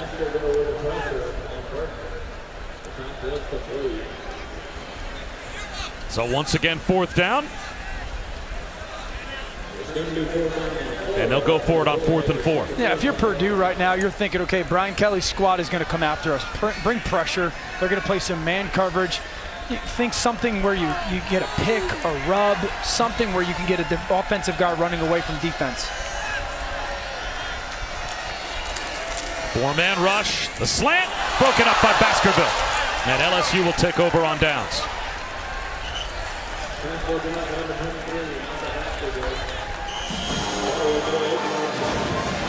Trying to get a quick little slant in there. Defensively, LSU has vision on the quarterback. Baskerville almost picks it off. LSU football. To celebrate the college football community, who is feeling the cheesiest, Cheez-It collaborated with celebrity jeweler Leo Kuzro. He has designed pieces for Joe Burrow, Justin Fields, a host of other NFL stars, and he created this completely custom handcrafted chain. The cheesiest chain made of gold and diamonds. Even includes a pocket on the back to specifically hold a 2-ounce bag of Cheez-It. Now you're talking. Shot from Daniels, one-on-one, incomplete, inside the 5-yard line, hoping for Brian Thomas.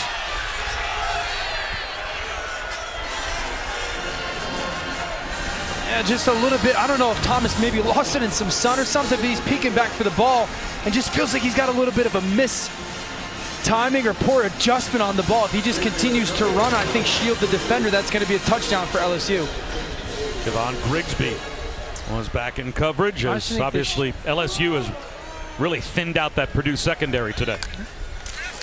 Here you go, free access. Incomplete behind Kyron Lacey, so it'll be 3rd down and 10. Yeah, just a miss there. I mean, that's an easy throw and catch from Jaden Daniels to Lacey. Early on in this game, we saw just that slight miscommunication on some of their passes, and that one just could have a little bit more touch on it out to Lacey.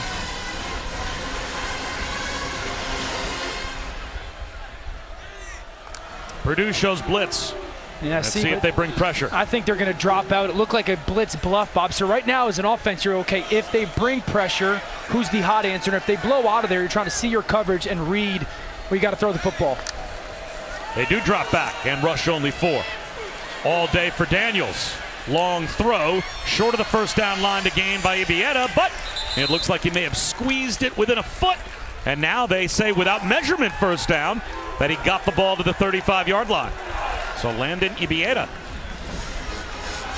makes the catch and moves the chains.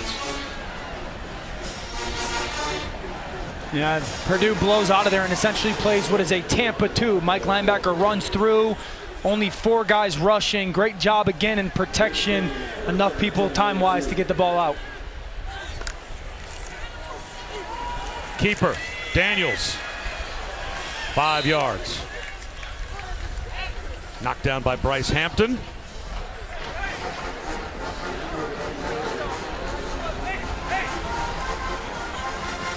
You know, for LSU next year, it's really, if you look at the perimeter players, Bob, because Jack Best transferring, Booty going to the NFL, and then Jeray Jenkins being a senior, looking Brian Thomas and Neighbors as being like those receivers on the perimeter.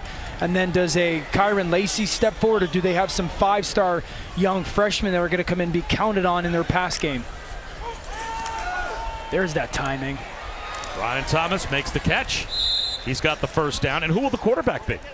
Fair point. You would anticipate it's Jaden Daniels, right? But, you know, Garrett Nussmeier there, again, as a redshirt freshman, he's had some moments. And so I think that you go into the year thinking it's going to be Jaden Daniels because of the success he's had this year. But there's a lot that happens in college football. Well, the only player that ever had more yards of total offense in a season for LSU than Jaden Daniels was Joe Burrow's historic 6,000-yard season when they won the championship. He's looking for more for Neighbors here. Incomplete, underthrown, and he could not reach over the top of Camden Childers, pardon me, to make the catch. That's the second best year in LSU history in terms of total offense. Look at the first year. Is that an accurate number? Joe Burrow has 6,000 yards of offense? It's probably the best offensive year we've ever seen in college football. I mean, I knew it was remarkable, but 6,000 yards. It's a lot. 15-0. And, of course, the national champs. Breaking tackles, Noah Cain. And he is inside the 15 with an LSU first down. Chris. Bob, in today's day of college football, you're also recruiting guys that are still on your roster. Mike Denbrock told us that after the season, he sat down with Jaden Daniels, said, here's our plan for you. You try to address it proactively. He let Daniels go through his process, talk with whoever he needed. But just because those are the numbers isn't a definite that they're on your team next year. You got to continue to recruit the guys that are on your roster. And to Chris's point, Jaden needed another year in college football. If he's thinking about the NFL, it'll be beneficial for him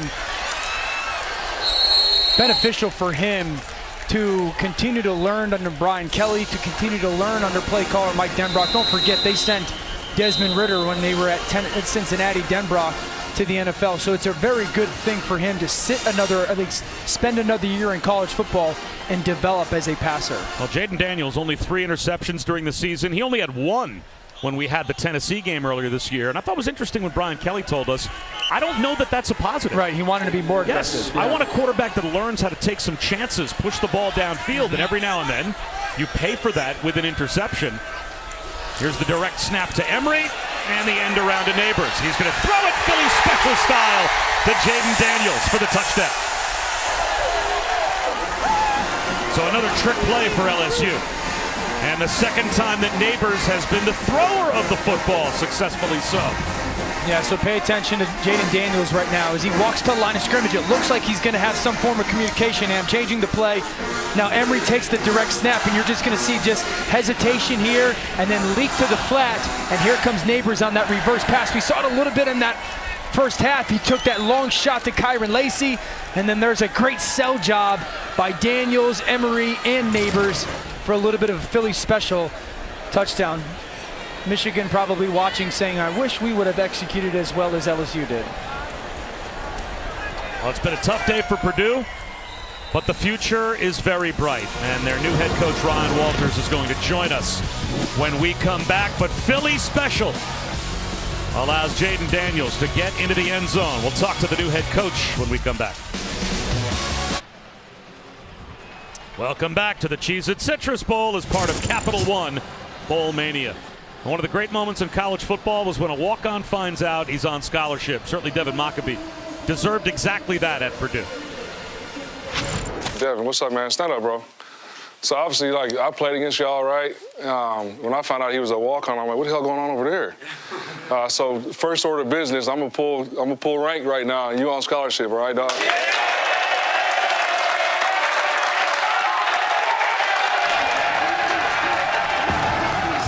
And Coach Walters, who put him on scholarship, that must be a nice way to make your debut. Congratulations. How about that moment? Yeah, that was awesome. You know, like I said in the team meeting, we had played against him, and through that week of preparation, we found out that he was a walk-on kid.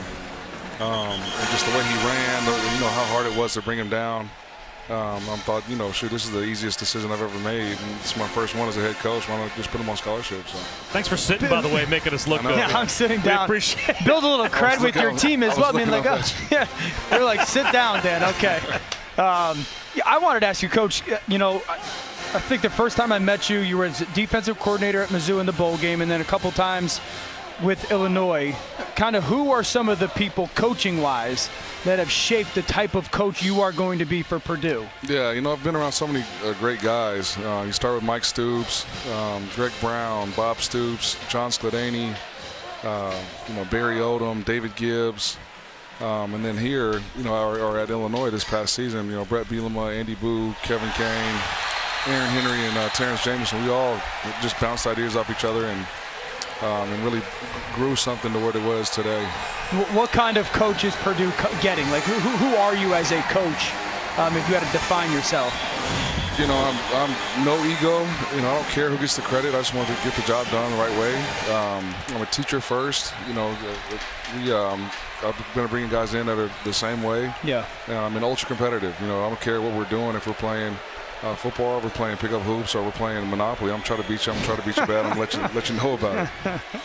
Well, Greg Brooks with a pick. Gabalimo that gives the ball back to LSU. So a tough day today for your future team. But having said that, when they had all their pieces, this was one of the few offenses that actually put up numbers against your Illinois defense. It seems like the future's pretty bright with this program. Yeah, no doubt. You know, I think they scored 30 on us, 31 to be exact, if I'm not mistaken. You know, they were a tough task. You know, we had dealt with some things, and they were able to capitalize on it. But you know, this group is a competitive group, one that's put up a lot of points here in the recent history. So I hope I can just come in and raise and elevate the standard. And you know this league. Obviously, this is the league you've lived in of late. Now you're a head coach in this league, and you know Purdue traditionally not a lot of success. So what's the formula? Like at a school like Purdue, when you're dealing with the Ohio States and Penn States and Wisconsins and Michigans of the world, what is the formula in your mind for success specifically with this program? Well, I think you got to be a little bit different on both sides of the ball. You know, obviously they've had success offensively by spreading it around. Which isn't typically what people do in the Big Ten and on our side of the conference. And then at Illinois, we were different on defense. And so I think if you bring both sides of the ball to be a little bit different in a conference that was pretty traditional, you know, I think that will allow us to close that gap. What about for you? What about Purdue was appealing? You know, you only get. I understand that it's an opportunity, but what about that institution made you feel, yep, this is where I go take that opportunity? Yeah, you know, when we played there a year ago, we were both like 500 teams. It was an 11 a.m. kick, and, you know, we got to warm-ups, and it's like a packed house. Oh, really? So just the game day environment, the fan support, and then going through the interview process with Mike Babinski and Tiffany Grimes, just seeing the alignment there with the university, the athletic department, and what their vision was, you know, we spoke the same language. And they realize what it takes to get there, what kind of resources we're going to need.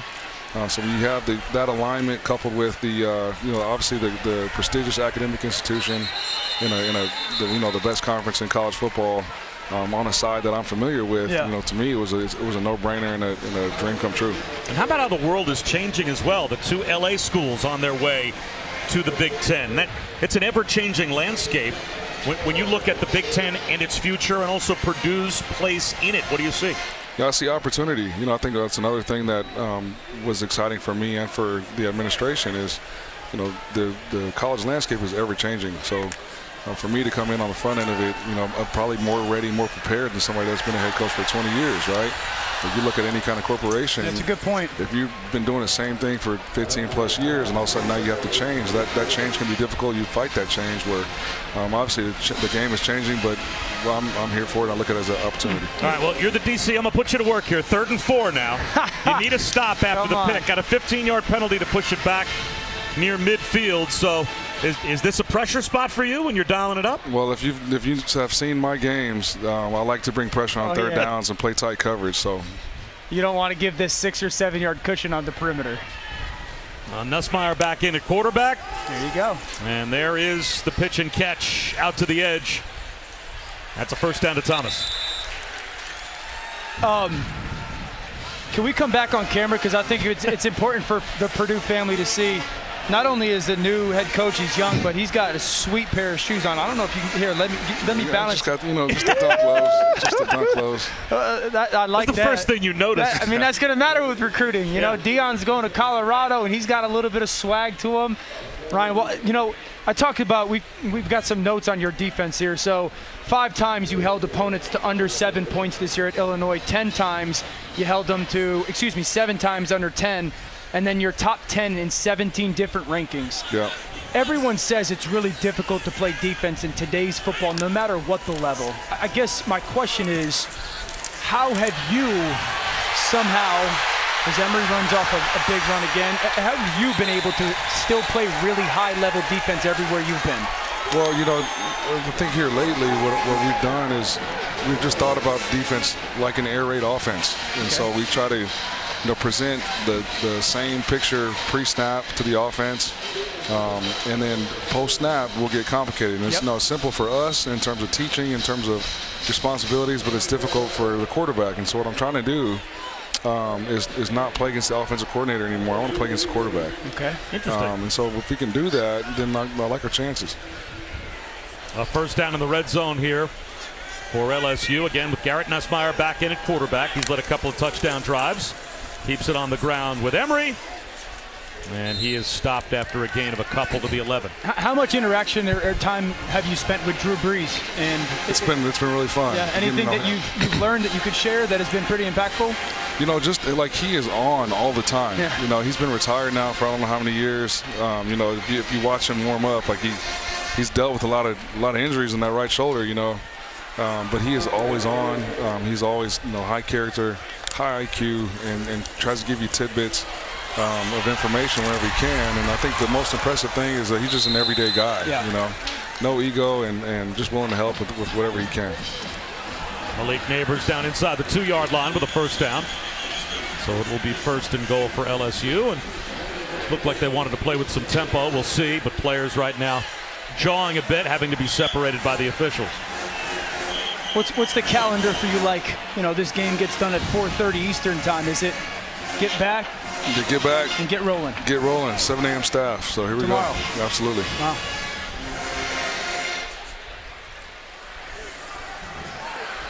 So as LSU lines up to go for it here at the 2-yard line. Coach, thanks so much for the time. I appreciate you guys. We really appreciate you stopping by and spending some time with us. And best of luck. Fascinated to see what you guys are able to do off of this terrific year for Purdue. Absolutely. Thanks a million. Thanks. Coach, good to see you, man. Good luck, man. Congratulations. Be pulling for you. The new head coach of the Boilermakers, Ryan Walters, only 37 years old, coming up later on this month. And now a false start is called against LSU, so that'll back them up a handful of yards. I thought very interesting kind of philosophical way to talk about playing defense. I'm not playing against the offense. Yeah. I'm not playing against the offensive coordinator.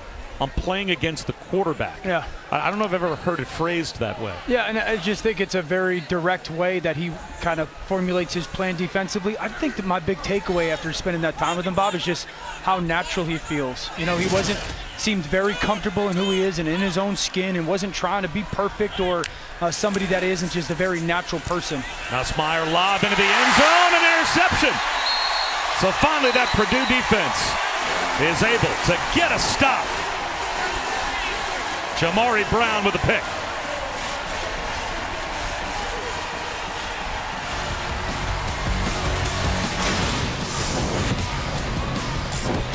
The Kentucky transfer in perfect position to pick off Nussmeier.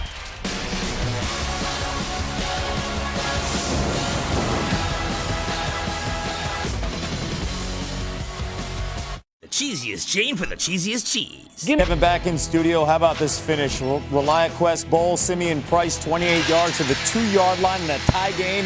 Mississippi State in business here with under 12 seconds to go. And then the 27-yard field goal. It's good. What a way for Mississippi State to remember Mike Leach. They get the win, but now it's still 13-10, Dan. And Illinois, they got one more play. They got to hold a little on. pitchy woo-woo. And the first one of 2023. They can't have a miracle. Look how many pitches and look how this play stays alive. They keep going and going. The line is Mississippi State -3.5. Are you kidding me? An all-time bad beat. Marcus Banks, 60 yards to the house.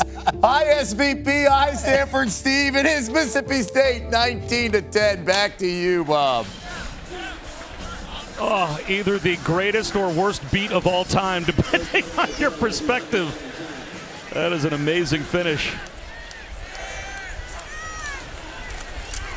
Alaimo on the run as he replaces Austin Burton at quarterback, gets up the sideline and gets walloped out of bounds by Guillory. So Michael Alaimo, redshirt sophomore from Montvale, New Jersey.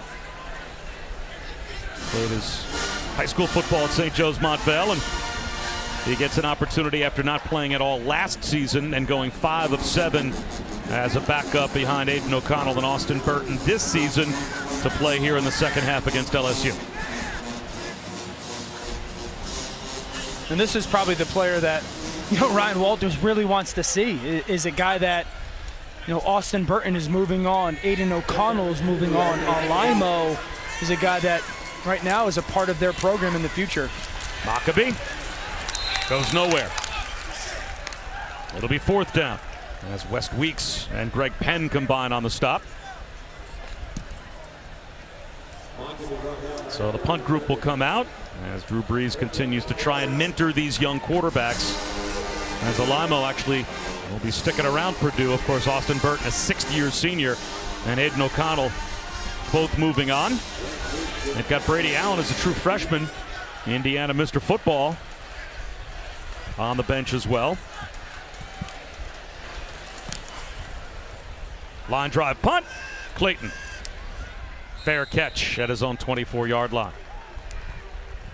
Aerial coverage provided by Goodyear, celebrating the challenge of road games everywhere. Are you ready for the road? Goodyear, more driven.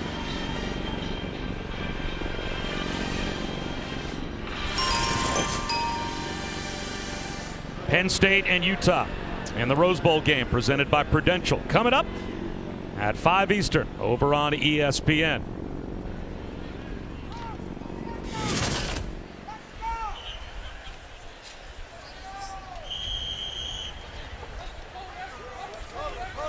Back to the offense for LSU and Gary Nussmeier.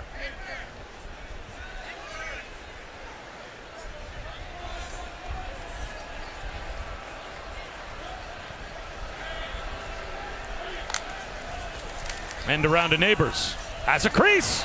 Malik Neighbors down the sideline. Stays in bounds with a cutback. House call. Another LSU touchdown.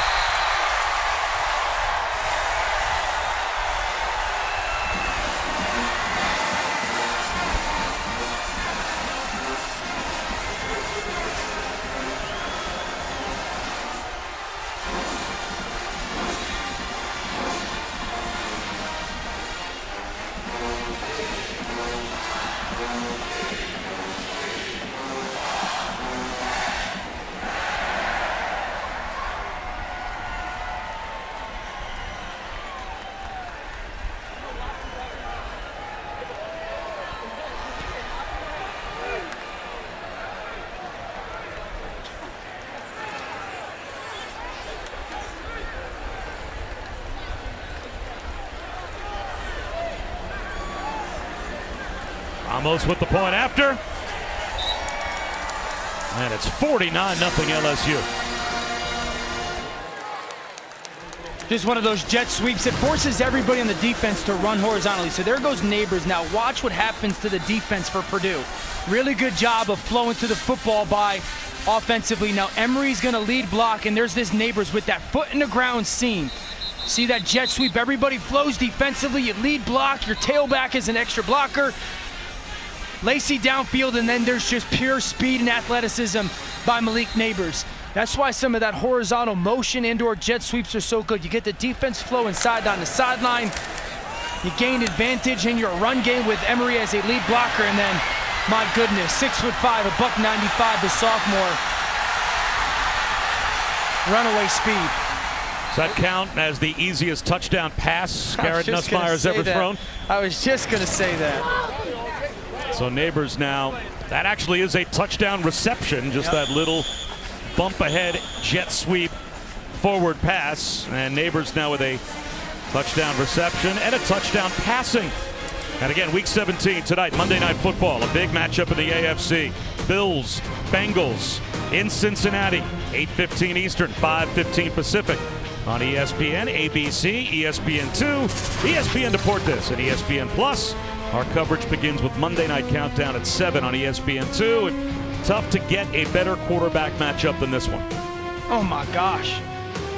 Josh Allen is one of the most indefensible players, probably the most indefensible quarterback in the NFL when he's used in their run game for Buffalo. And Joe has developed this great ability to understand exactly how to play versus the defense on a week-to-week basis in the NFL. Last year, his connection with Jamar Chase, and it was just these giant big plays down the field, and now teams are playing a lot of too-high defense, shell, zone coverage. They're not allowing that, and Joe's just become this kind of tactician where everything is just to pick you apart offense. And hard to think in the AFC of three places that would be harder to go play on the road if they were the 1 seed than those 3 places, if you count Kansas City in that mix as well, as Sheffield makes the catch. So those 3 teams are going to be playing all out these last 2 weeks. Not only do you want the bye, but if you're Buffalo or say Kansas City, you want everything to go through your building and in front of your crowd. Yeah, I think Cincinnati's probably better suited to go on the road just because they feel like they have a more complete defense. They've ran the football a little bit better, but I think all 3 of those teams very much so want that 1 seed. There's a crease for Tracy. And Tyrone Tracy across midfield is brought down after a gain of 14. So the 1 seed hangs in the balance according to ESPN Analytics. Almost an even split between the Chiefs and Bills as to which team is going to get the top seed. But the Bengals, of course, if they can win tonight, very much alive. And there's another strip sack. Alamo lost the football. Harold Perkins all over him. And it looks like Alamo got it back just before Guillory could jump on top. Yeah, this is Perkins, okay? I want everyone to watch how he gets off the football. And just watch the left hand. Look at swipe at the ball. How great is that? Just that swipe at the football right at the very end. Don't go for the sack, but go for the ball. Just the speed, the athleticism, the technique and all that, but just that left hand, very impressive.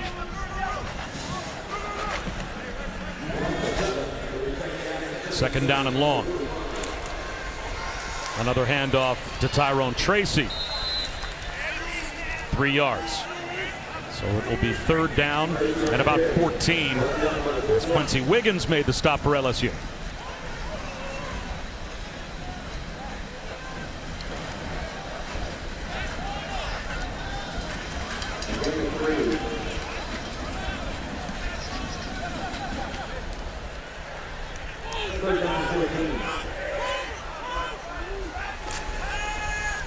Wide receiver screen to Yassine. Gets a block, reaches the ball out. Very close to a 1st down. I think they gave him forward progress with the ball reached out to the line to gain. Major Burns tried to tie him up, and they will say without measurement that Abdur-Rahman Yassine picked up the 1st down. Perimeter screen, just getting that ball into that alley. Yassine does a nice job of following blockers and then reaching for that 1st down for Purdue offensively. And Handoff again to Tyrone Tracy. Again, Tracy is kind of that Swiss Army knife player that can play wide receiver, can play in the backfield, but Purdue really thinned out at running back, so Tracy gets a chance here. And that takes us to the end of the third quarter of the Cheez-It Citrus Bowl. It's been a big day for LSU. We'll be back after these messages and a word from our ABC stations.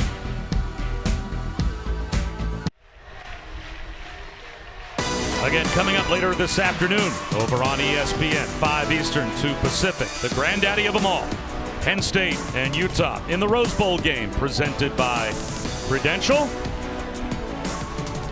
Utah in the Rose Bowl for the second consecutive year, and Cameron Rising and Sean Clifford make up a very interesting quarterback matchup there. Yeah, Cam Rising is one of those players where ever since he's gotten to Utah, he's kind of resuscitated that program, certainly at the quarterback spot. And then for Sean Clifford, he's just been at Penn State for such a long time. He's held so many different records there. You know, he's had a very strong career as their starting quarterback. A little trick play here, dialed up as Yassine took the backwards pass and found T.J. Sheffield down to the 11-yard line. 27-yard gain. So Purdue with their own gadget play, and it works. Yeah, a little bit of good throw by, a little back shoulder. Come on. Great adjustment by Sheffield. Maybe pretty good throw by Yassine, man. So the Purdue offense trying to get on the board early in the fourth quarter. And it looks like this play blown dead before it starts. A false start. Offense number 89, 5-yard penalty, first down. And it's Paul Paferi, the tight end. Remember, this Purdue offense is without Charlie Jones, Payne Durham. We've talked about Aiden O'Connell, so you're talking about 166 catches and 20 touchdowns really gone between those two premier players. And Paul Paferi is a player that had some good moments at tight end, is going to be leaned on certainly next year for this offense. They fake the jet sweep and then throw it down the rail to Sheffield. And he finds the end zone finally for Purdue. They're on the board.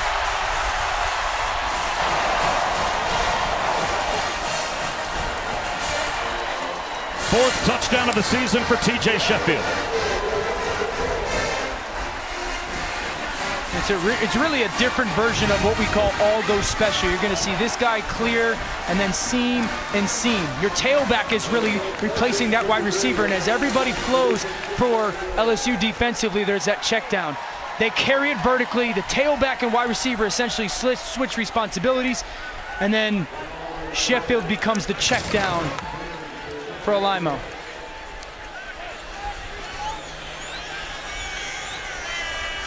So finally, Mitchell Finneran with a chance to put one through, and he does. And Purdue is on the board, just over a minute gone by here in the fourth quarter. First touchdown pass for Alaimo as Sheffield hits pay dirt.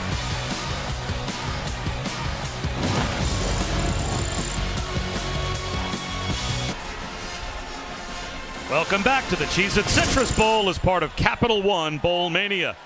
Well, a good start to the fourth quarter for Purdue. Things did not go well for the Boilers through the first three quarters.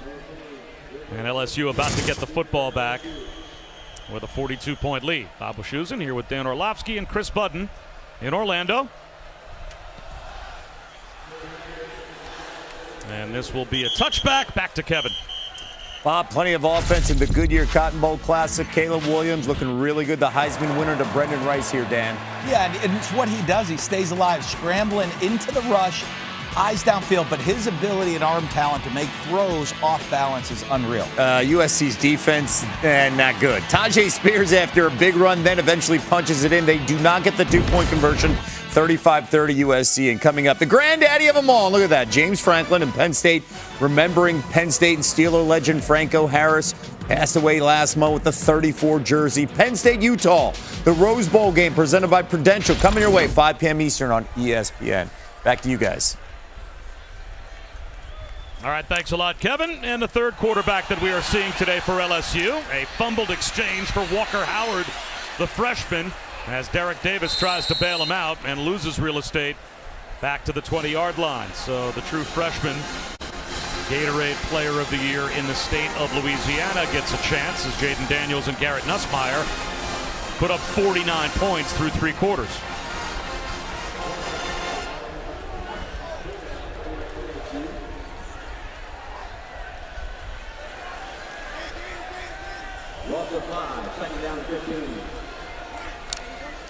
Howard to throw on 2nd and 15. Batted ball at the line, falls incomplete.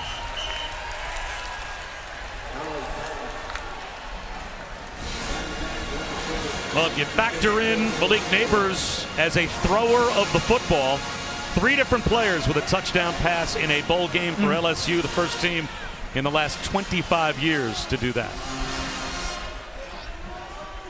Could Walker Howard make it 4? You're really asking our research guys to go deep. Come on, fellas.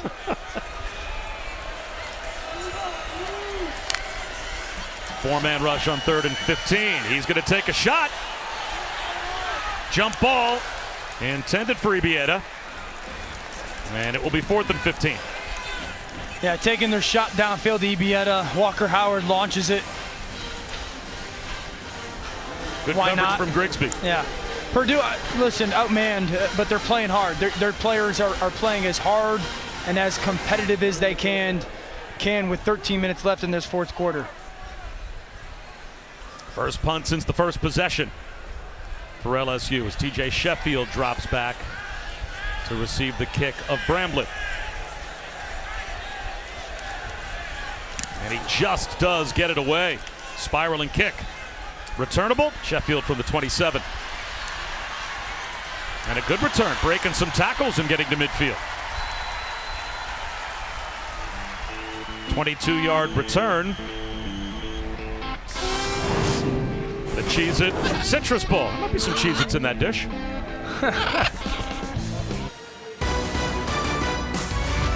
The 2023 Cheez-It Citrus Bowl on ABC is presented by Cheez-It, official sponsor of the College Football Playoff.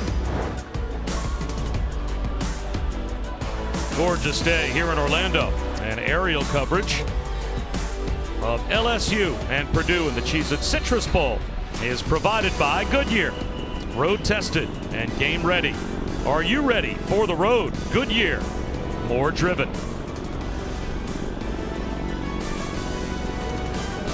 A look at downtown Orlando.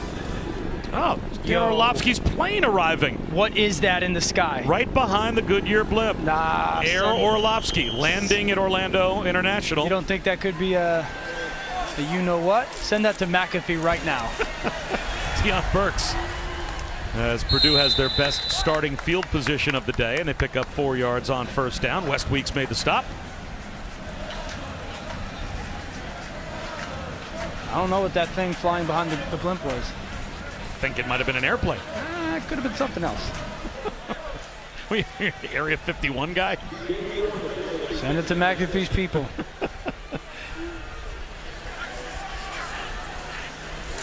Alimo swings one out to Tyrone Tracy. He's got 3 more.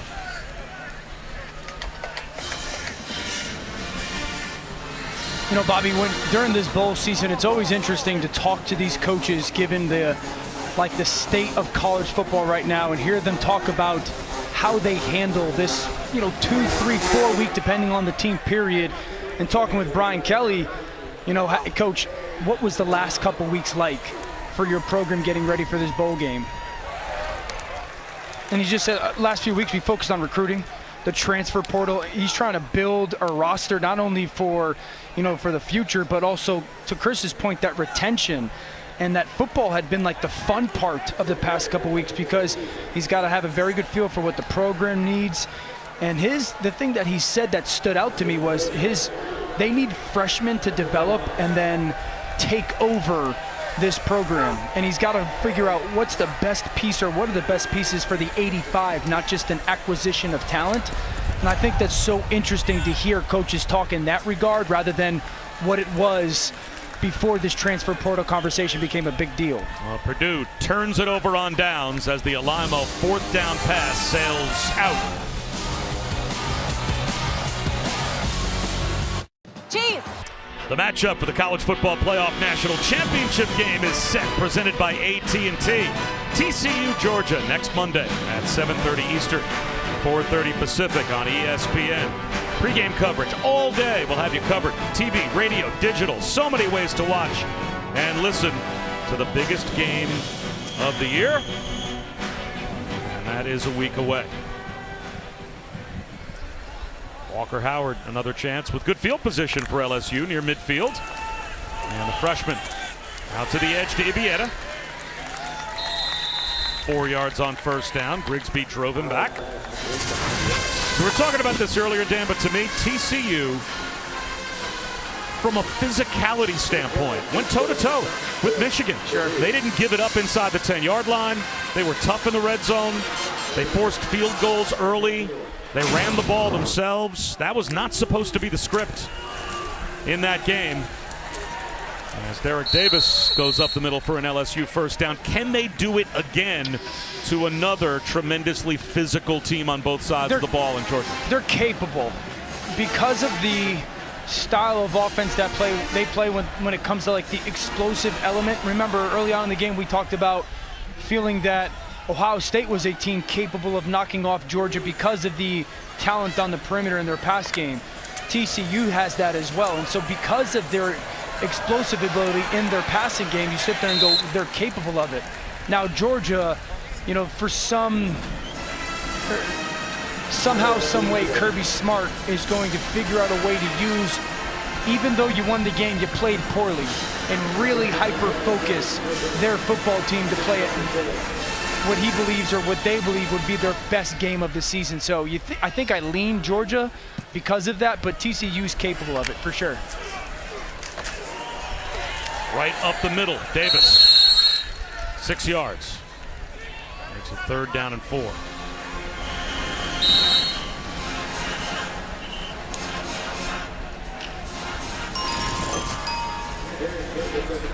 it looks like we've got an LSU injury.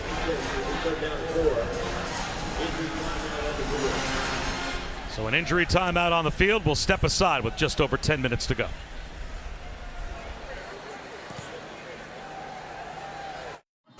Welcome back to the Cheez-It Citrus Bowl as part of Capital One Bowl Mania. So look at Orlando City Stadium. In between Camping World Stadium and downtown Orlando as the blimp flies over.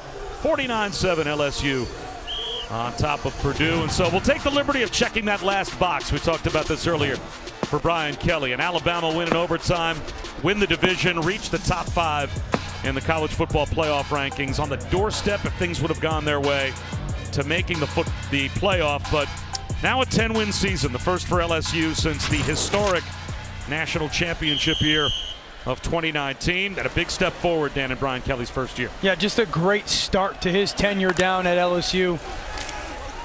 3rd down quarterback run for Walker Howard. 1st down and more. Into the red zone before he's bumped out by Cam Allen. You catch Purdue with a pressure. Call quarterback draw, run into it. Walker Howard showing off some athleticism. Inside the blitz, you got guy for a guy offensively, and then there's a huge lane for the true freshman.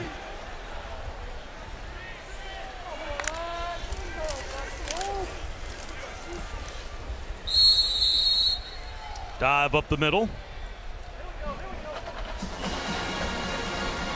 Down to about the 10-yard line. Thomas heads off, and Davis comes back in.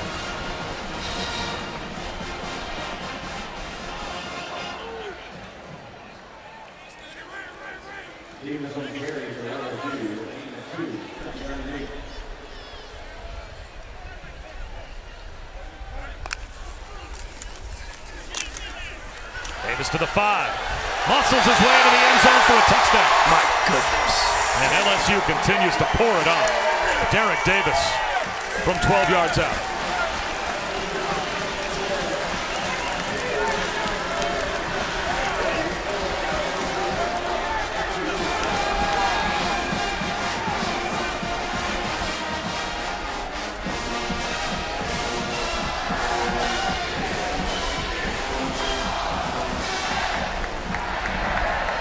Santa. Santa Boiler. And it's been a long afternoon for a Purdue fan, but everyone getting into the act for LSU. That's that same run play that LSU has run multiple times down in the red zone too, pulling people, and then you're letting physical backs finish on runs. The backup kicker, Mata, puts it through. And as we approach the midway point of the fourth quarter, a dominant performance by LSU. As we take a look at our game track, brought to you by TikTok. The largest halftime lead of any bowl since the 2019 Peach Bowl. It was 35-0. LSU at halftime. 3 different players with passing touchdowns today for the Bayou Bengals.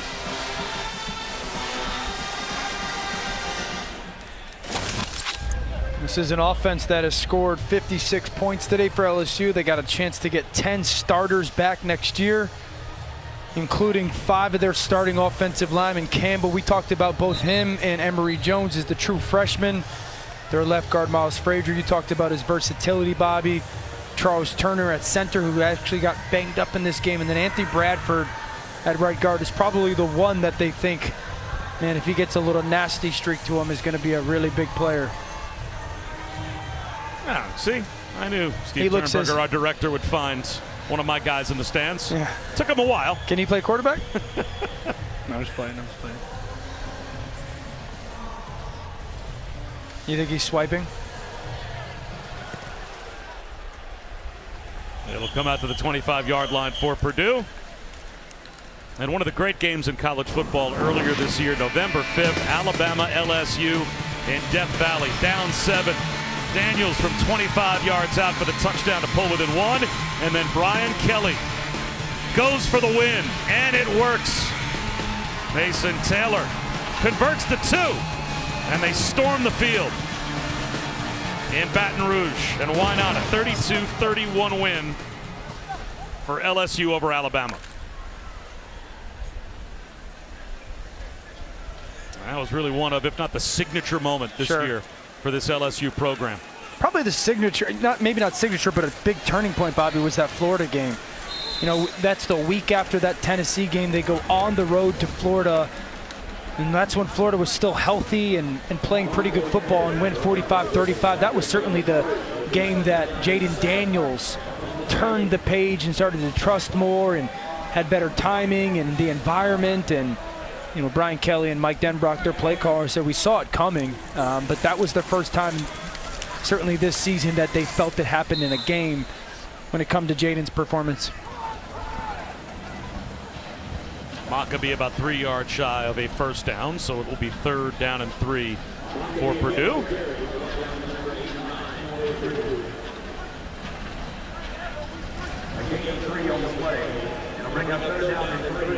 And as this season progressed, Jaden Daniels moved further and further up Mel Kiper's board of draft-eligible quarterbacks, getting to the top 5 at one point. As Alimo, quarterback keeper, and he is very close to the first down, about a half-yard shy, as we go down to Chris. Bobby, you and Dan talk about just the development of Jaden Daniels since that Tennessee game that we had, and talking to him, part of that also was learning to take on a leadership role. He transferred over, comes in, wasn't even named the starter until after fall camp. So how do you lead, take over a team when you're not named the starter until late? He said it took that amount of time. That's when he had called up a private meeting with the wide receivers to all get on the same page. It took halfway through the season for him to say, okay, this is my voice and it's okay to use it. And Dan, obviously the quarterback has to be naturally a leader just based on the position and the role you have on the team. But how hard is it to come as a brand new quarterback and immediately snap your fingers and become that leader, to Chris's point? Yeah, it's very difficult to step into a locker room that knows each other incredibly well. You've spent time together, and then all the quarterback comes here and he's like, hey, I'm the guy. And you've got to earn that at that role. So often quarterbacks get given responsibility, and they get given, I guess, praise without earning it, and just because they're placed into that role. And I think one of the reasons why Brian Kelly admitted this, that he may be hindered the early season development when it comes to the on the field, but also to Chris's point, that leadership, because of their hesitation to just name him the starter. And I think that's something that as a quarterback, you have to earn from your teammates on a day-by-day basis. Shot from Alamo, misses Sheffield, so it will be 3rd down and 10. You know, I often say this, Bobby, one of the hardest things for quarterbacks is to prove to your teammates that you don't think better, that you are better than everybody else. You know, because again, we glamorize the position. And when you're talking about a player that's transferring over, that's an even almost double down thing that you have to prove to everybody, hey, just because I'm a quarterback and stepping into this locker room, I don't automatically assume I'm your leader.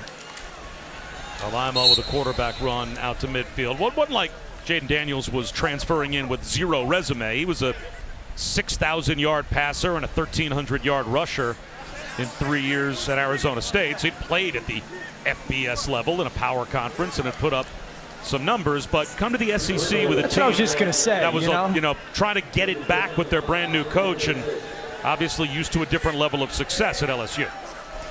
4th down, here's Alamo. Again, he's going to launch one down the sideline. Incomplete. Tried to drop one into Deion Burks. And it will be LSU taking over on downs as Burks is still down after that collision back at about the 14-yard line. So got an injury timeout, a chance to check in with Kevin Nagandi. Bob, want to remind our audience, coming up, the granddaddy of them all, Cam Rising, one of 5 Utah players with at least 300 rushing yards. Looked very good the last time out in the Pac-12 championship. Penn State, Utah, the Rose Bowl game presented by Prudential. Coming your way, 5 p.m. Eastern over on ESPN. Back to you guys. All right, Kevin, thanks very much. Just over 6 minutes to go in the 4th quarter of the Cheez-It Citrus Bowl. And we're keeping our eyes on Deion Burks as he is still being looked at by the training staff as he went down hard trying to catch that 4th down deep ball from Michael Alamo. And it looks like they are making sure that they keep his head stable. And this is not what you ever want to see.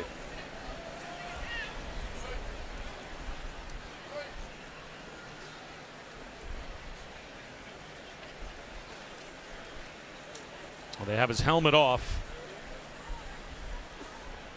And I'm not sure if they're calling for the cart or not. His head really snapped back hard as he went down with Sage Ryan there in coverage.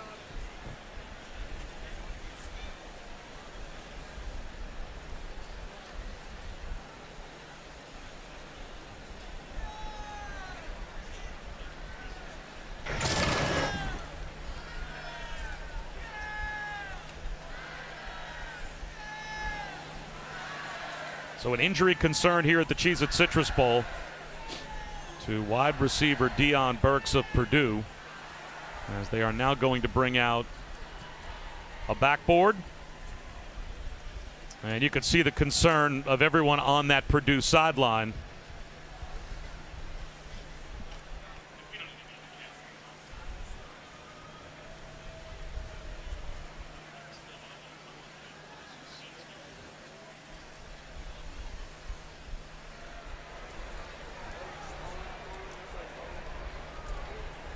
Boy, Dan, always scary when you see a player's head snap back or in any direction as violently as Deion Burks did.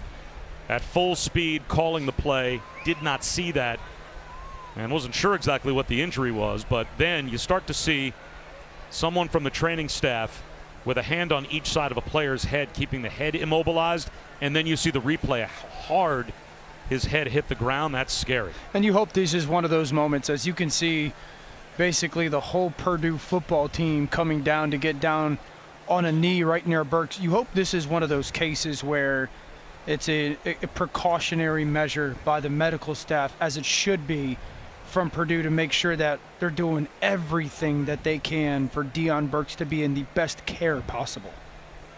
I don't know if most of the Purdue football team at first realized how serious this injury might be, or how careful they are being with Deion Burks, until they saw how long the trainers were surrounding him. And now they're going to slide that backboard underneath Burks.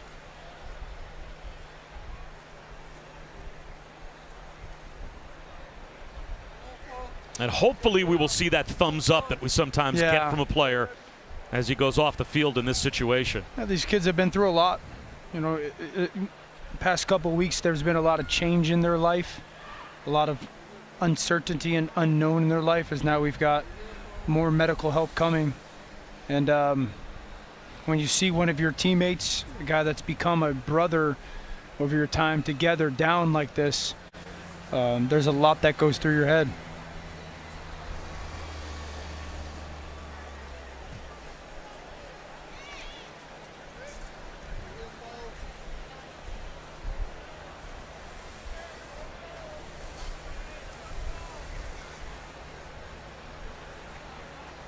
Man.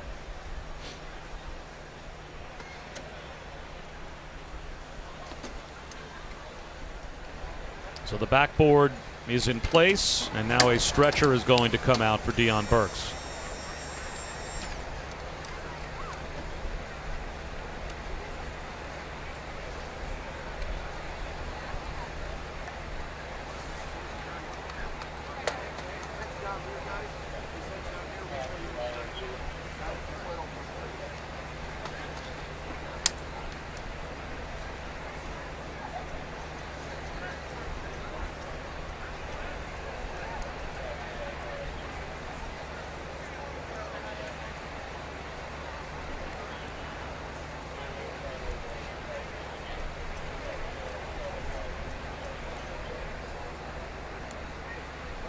And you can see they have his head immobilized, as well as the backboard being in place.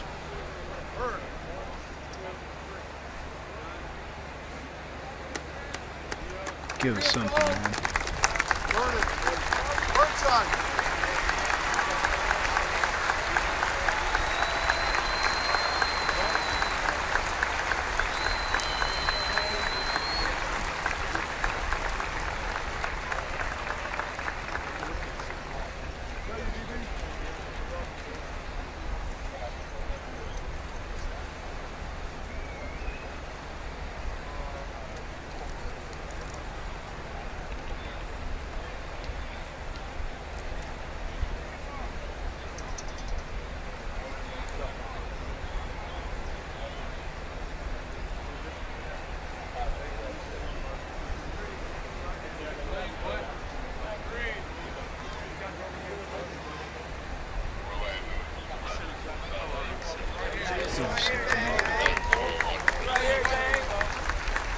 This is the scariest scene as you can see in football. Hang in there, Deion. You with your folks?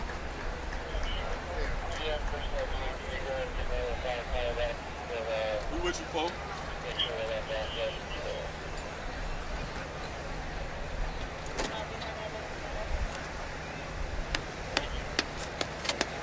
I got you, folks. I got you, folks. I love you, man. I love you, man.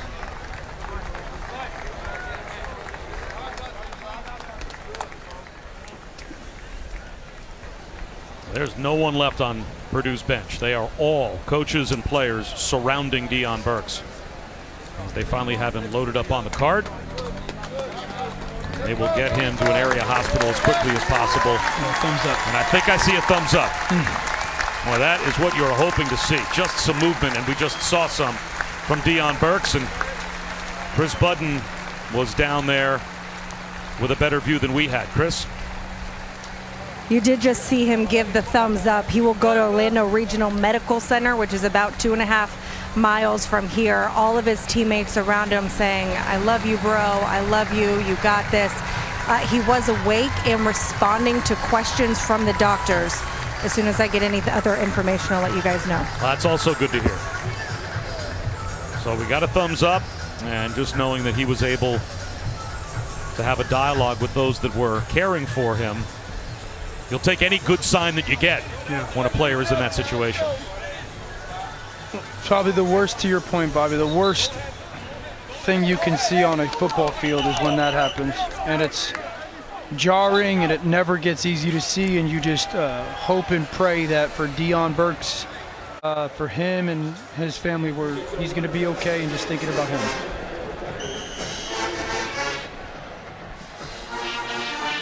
So tough to get back to the last 6 minutes of a football game after that moment, but LSU does take over on downs, and they'll run it again with Derek Davis, and he will be brought down right at the line of scrimmage by O.C. Brothers.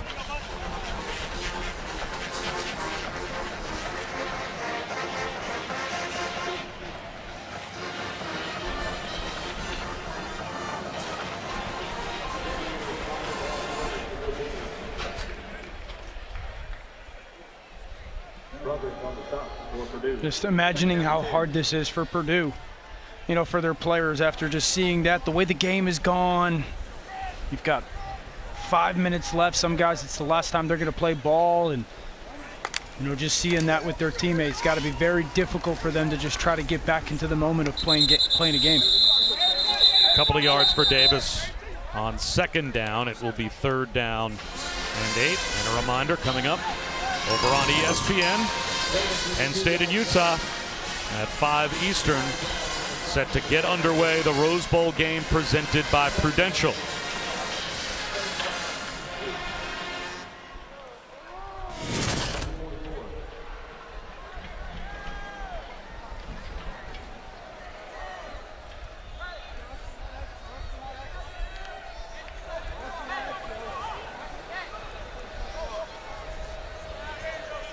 So 3rd down and 8. Jaden Nicholas taking the end around flip and has nowhere to go, although keeps his footing and scoots down the sideline. And let's go down to Chris Budden. Chris, for some possible good news. Yes, just heard from Purdue, and Burks has feeling and movement in all his extremities. So positive news coming out of that. That's great. Amen. Let's get him to the medical center as quickly as possible.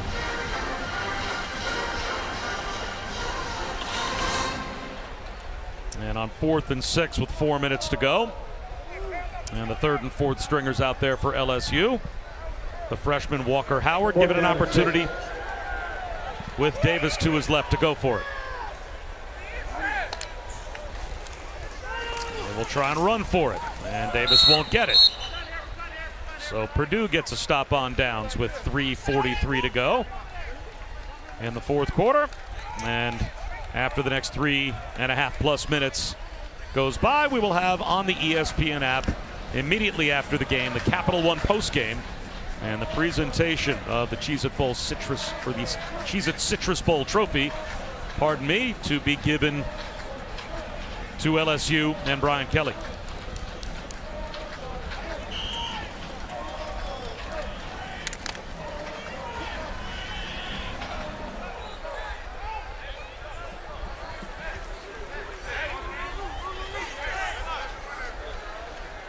So Jack Albers takes over now at quarterback and hands one up the middle to Caleb Leahy. And he gets 4 yards on 1st down for the Boilermakers. Earlier mentioned Brady Allen. He's in the transfer portal. Hard to keep track of all these guys that are in the portal and opting out. He was one I missed. But Albers gets a chance to engineer maybe one final possession here and flips it in the right flat.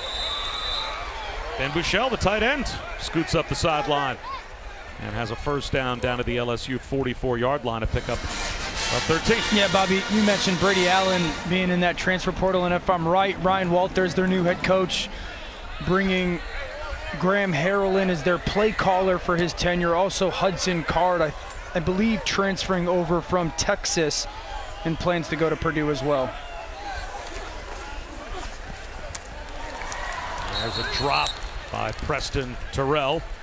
Well, again, that is the way of college football now, right? Coaching changes go along with player changes, because with the one-time transfer opportunity without having to sit out a year, and it's unrestricted it creates a free agency world in college football. Unrestricted free agency as well, you know, like where it's, you know, anybody can go anywhere at any time essentially, and there's good that comes from it. There is. Well, I have to admit, I know it creates chaos in college sports.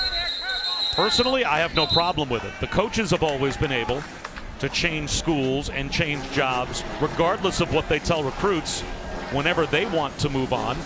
And for 99% of these college football players, these years of eligibility and the opportunity to play at these programs is the last time they'll ever play this sport. Right. Third down at 8. Albers' ball tipped at the line and falls incomplete. So if you have a chance to follow a coach somewhere, knowing that rather than maybe sitting on the bench for a coach you're unfamiliar with, sure, you know you're going to go play somewhere. I mean, players play, right? You want to go be on the field. And I don't have any problem with a player with only 4 years of eligibility, or 5 at best, to go take advantage of that and go somewhere and be on the field. Yeah, it gives the players a little bit more power, certainly over their career when it comes to college football and their decision-making, if it doesn't work out with that initial one. Albers up the seam on 4th down, and I think that's an incredible catch. Wow. Maxwell with a terrific catch. I think he used his feet as much as his hands to keep it off the turf. And he did. Oh, my goodness. It to himself. Bounces off that left leg, and he's just got the hand-eye to kind of track the ball, pin it on his chest. Great catch by Maxwell. Alex Maxwell with a 20-yarder on 4th down. So that gives Purdue one more chance to try and get it in the end zone. He stopped on 1st down.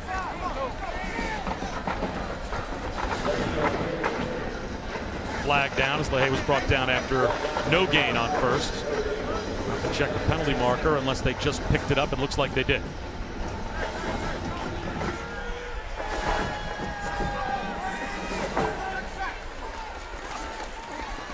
Albers in trouble. Runs to the sideline, a little juke, and maybe a pickup of a yard. West Weeks forced him out with 1:06 remaining.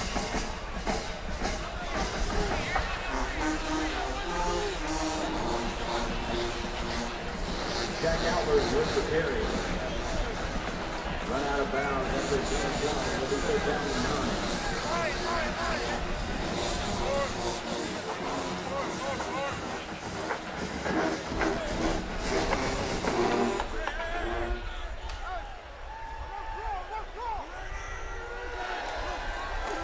Four-man rush. Albers with a strike that is incomplete.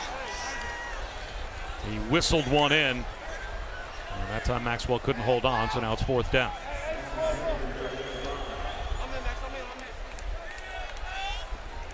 Alex Maxwell. That pass incomplete. That is my kind of tower. Jenga? Absolutely. Anything that falls, I get. I think that should be the rule.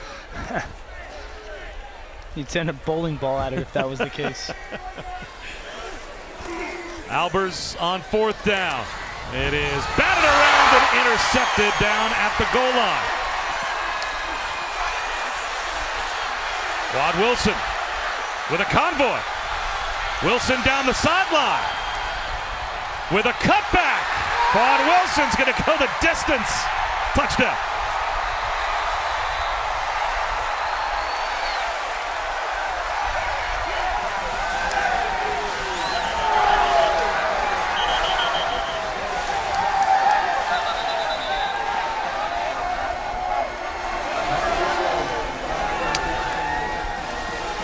A flag down for, as you would imagine, excessive celebration on the part of LSU. I don't think they're going to mind.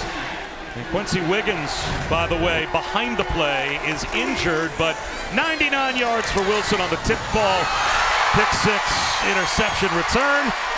A blimp shot as he weaved his way through traffic and then got a convoy of blockers. Just look how crazy this is. Oh, that final cut.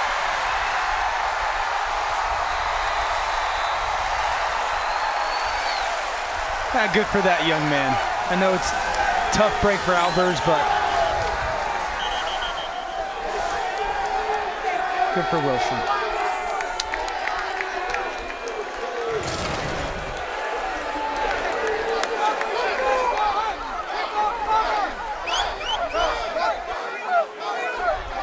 They're having fun over there on the LSU sideline, and why not? As they are with this extra point. About to tally up 63 in the Cheez-It Citrus Bowl against Purdue. And there it is. Well, with all due respect to Quad Wilson and his 99-yard interception return, how about the day for Malik Neighbors? Been incredible. I mean, he's been their go-to receiver throughout the season, and it showed up today. Throws on the sideline. They got him the ball in his hands in space. You saw the dynamic, athletic ability, the speed. 6 foot, 195 pounds. They didn't allow him to be a little bit of a passer in this game. The touchdown pass to Jaden Daniels. Impressive player. And Malik Neighbors is our Capital One player of the game. 163 yards receiving and a touchdown. And a couple of passing completions, one good for a touchdown as well.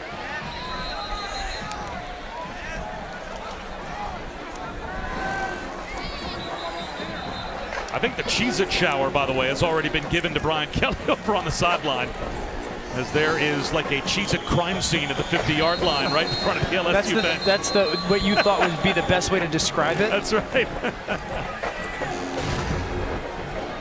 Don't do it. Do not do that, Coach. Why not? Coach, do not celebrate. Do that. Yes. That is a coach after my own heart. 5-second rule. Absolutely. That's the taste of victory right there. Got to get down there. Well, if this holds, a 56-point margin of victory equals the second largest in bowl history. So it's been a lopsided day for LSU.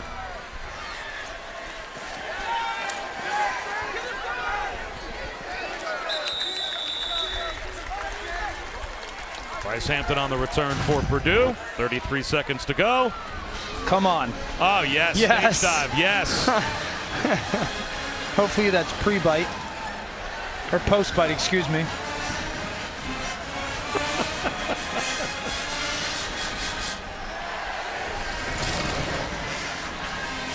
Joe Fouché having some fun down there, and why not? Party time for LSU. Oh yeah, we got everybody's going in. We got more people taking pieces off the ground. I like it. It's been a long game. Got a carb up? Why wait?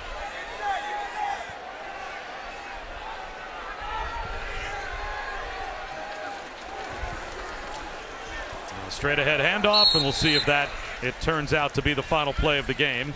As Kentrell Marks is brought down. Oh, looks like Purdue may hustle up. No, well, they are going to wave the white flag and call it a day here in the Cheez-It Citrus Bowl.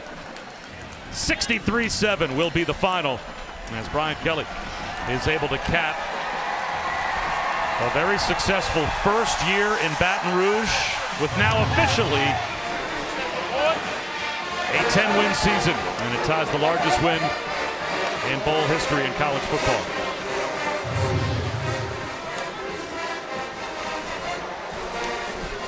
Don't forget, in a few minutes, you can watch the Capital One postgame ceremony on the ESPN app.